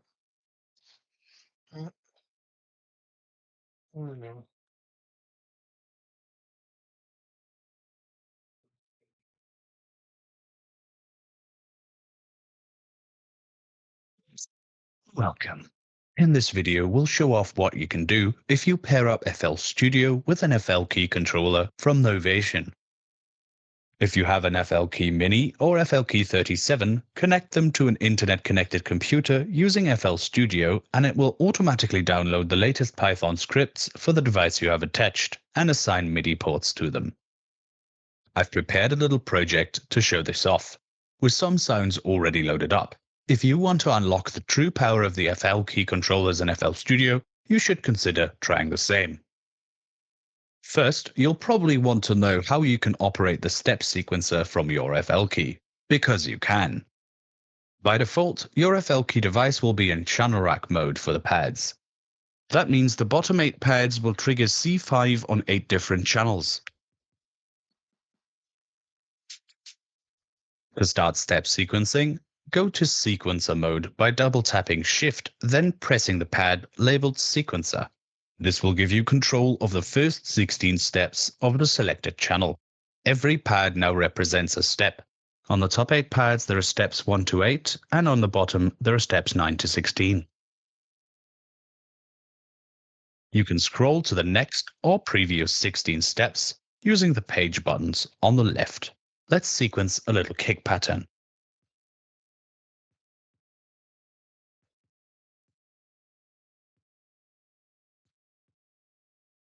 I'll do that for snare and hi-hat too.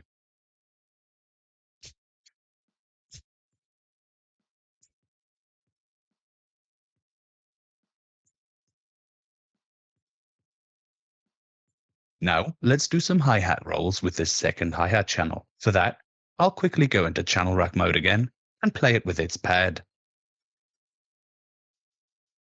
Now, I'm certainly no virtuoso at finger drumming, but luckily with FL key I don't have to be. I'll simply press Shift and then the note repeat button here, so it blinks, and now the pads will tightly play repeating notes in sync with FL Studio. In this mode, the lowest keys in the key bed will allow me to change the note repeat speed. Of course, you can record this too. Simply hit record on the FL key.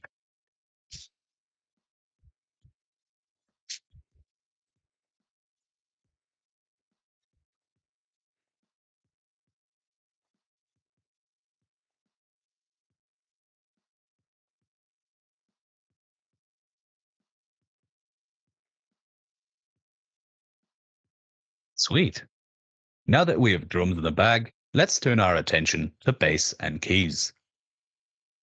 I'll select the keys in the channel rack and switch the potentiometers to control the plugin.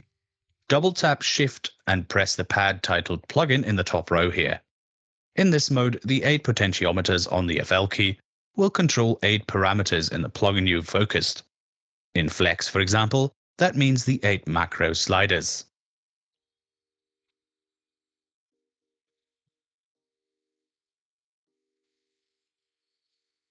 Use the preset buttons to switch between different presets on the go.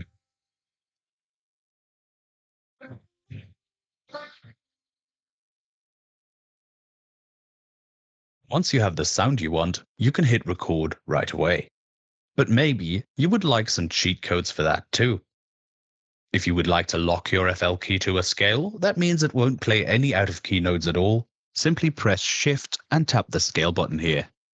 In this mode, you can select a root note using the key bed and select scales on the pads. When you're done selecting a scale and root note, press Shift and scale again so the keys become playable. Cheat codes activated. Now, let's actually hit record.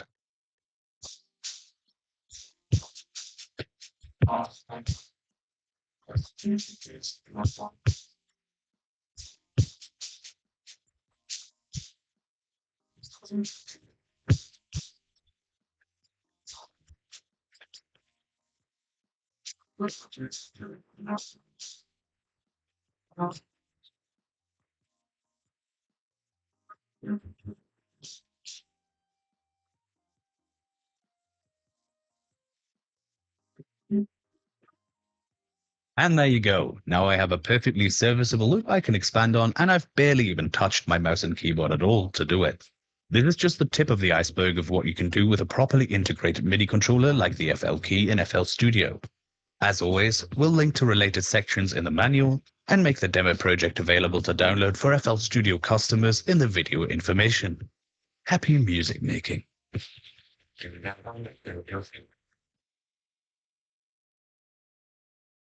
All right, now just a quick video, just going over FL keys, using MIDI controller and everything, and how you can use that. That comes handy with sampling because you can map. Not only can you map your keyboard and the keyboard pads to FL Studio, but when you do that, you can map the samples to your keyboard, your MIDI keyboard, or the pads that are on a MIDI keyboard. So that's why that comes in handy, right? So it's about that time. It is 7:54. Um, so what did we learn today? What did we go over today? Today we went over sampling, right? The history of sampling, why it matters, it being one of the main pillars of hip hop, music period, I would say, just being one of the main pillars of music, sampling. There's different ways of sampling, right? You can go high pitched Chickman sound sampling like Kanye West, or you can go to low pitch chop and screw like sampling, right? Because chop and screw is sampling too. It's just them pitching the song down and then they're cutting to the beat to do a double play, right? So it's multiple ways for you to sample, right? We've seen someone do a lot of chopping, right? We've seen a lot of chopping sampling, right? Little Brother by Black Star, one of my favorite songs. It's a lot of chopping. Um, and it's an art with that because you can chop, but then it's putting it together, right? Then we seen someone chop at a high pitch reverse, right? Which means that they put the sample so many semitones high, probably 7 or 8 semitones high, and then they reversed it. And they had to put that together so it could sound like a song, right? And that's dope. That's pretty dope, right? We have seen that, right? Um, we have seen that in just sampling period today of how we can sample and just the different things that you can do with FL Studio, right? You have at least three, maybe even four programs within FL Studio that can accomplish that goal. You can use Edison, you can use FL keys, and you can use Slicer X, right? And what those things do, Edison lets you see the whole wave file as a whole. And you can go in and you can cut and you can chop and you can sample. You can drag that over to your channel rack, right? FL keys, we've seen that you can map FL keys to your laptop, but you can also just open up a program in itself, which is what I should have played. But it's a program in itself that you can use and drag your sample within FL Studio to FL keys. You can use your keypad, or if you do have a MIDI controller, use a MIDI controller to play the sample out, right? Or you can use Slice X, which is like the mega program. It's kind of like Edison and FL keys combined, right? And that would allow you to have even more greater control to chop, to to do auto chopping or self chopping, to pitch up certain parts, to pitch down certain parts, right? You can do all of that within Slice X. So that is what we're going to go over next week. Edison, Slice X, and FL Studios. So Elijah, do you have any questions? So far, I have no questions. All right. Well, it's about that time. So if you have any questions, comments, concerns, you can email me at Aramis, Aramis .Singleton at clickservices.nfp.org. Or if you in class, you can go to the side before or after class, and I can answer the question the best way that I can. But until then, Elijah and everyone else, I will see you all next week where we'll go over, like I said, FLP, Slice X, in Edison. And until then, I will see you next time. Have a great night.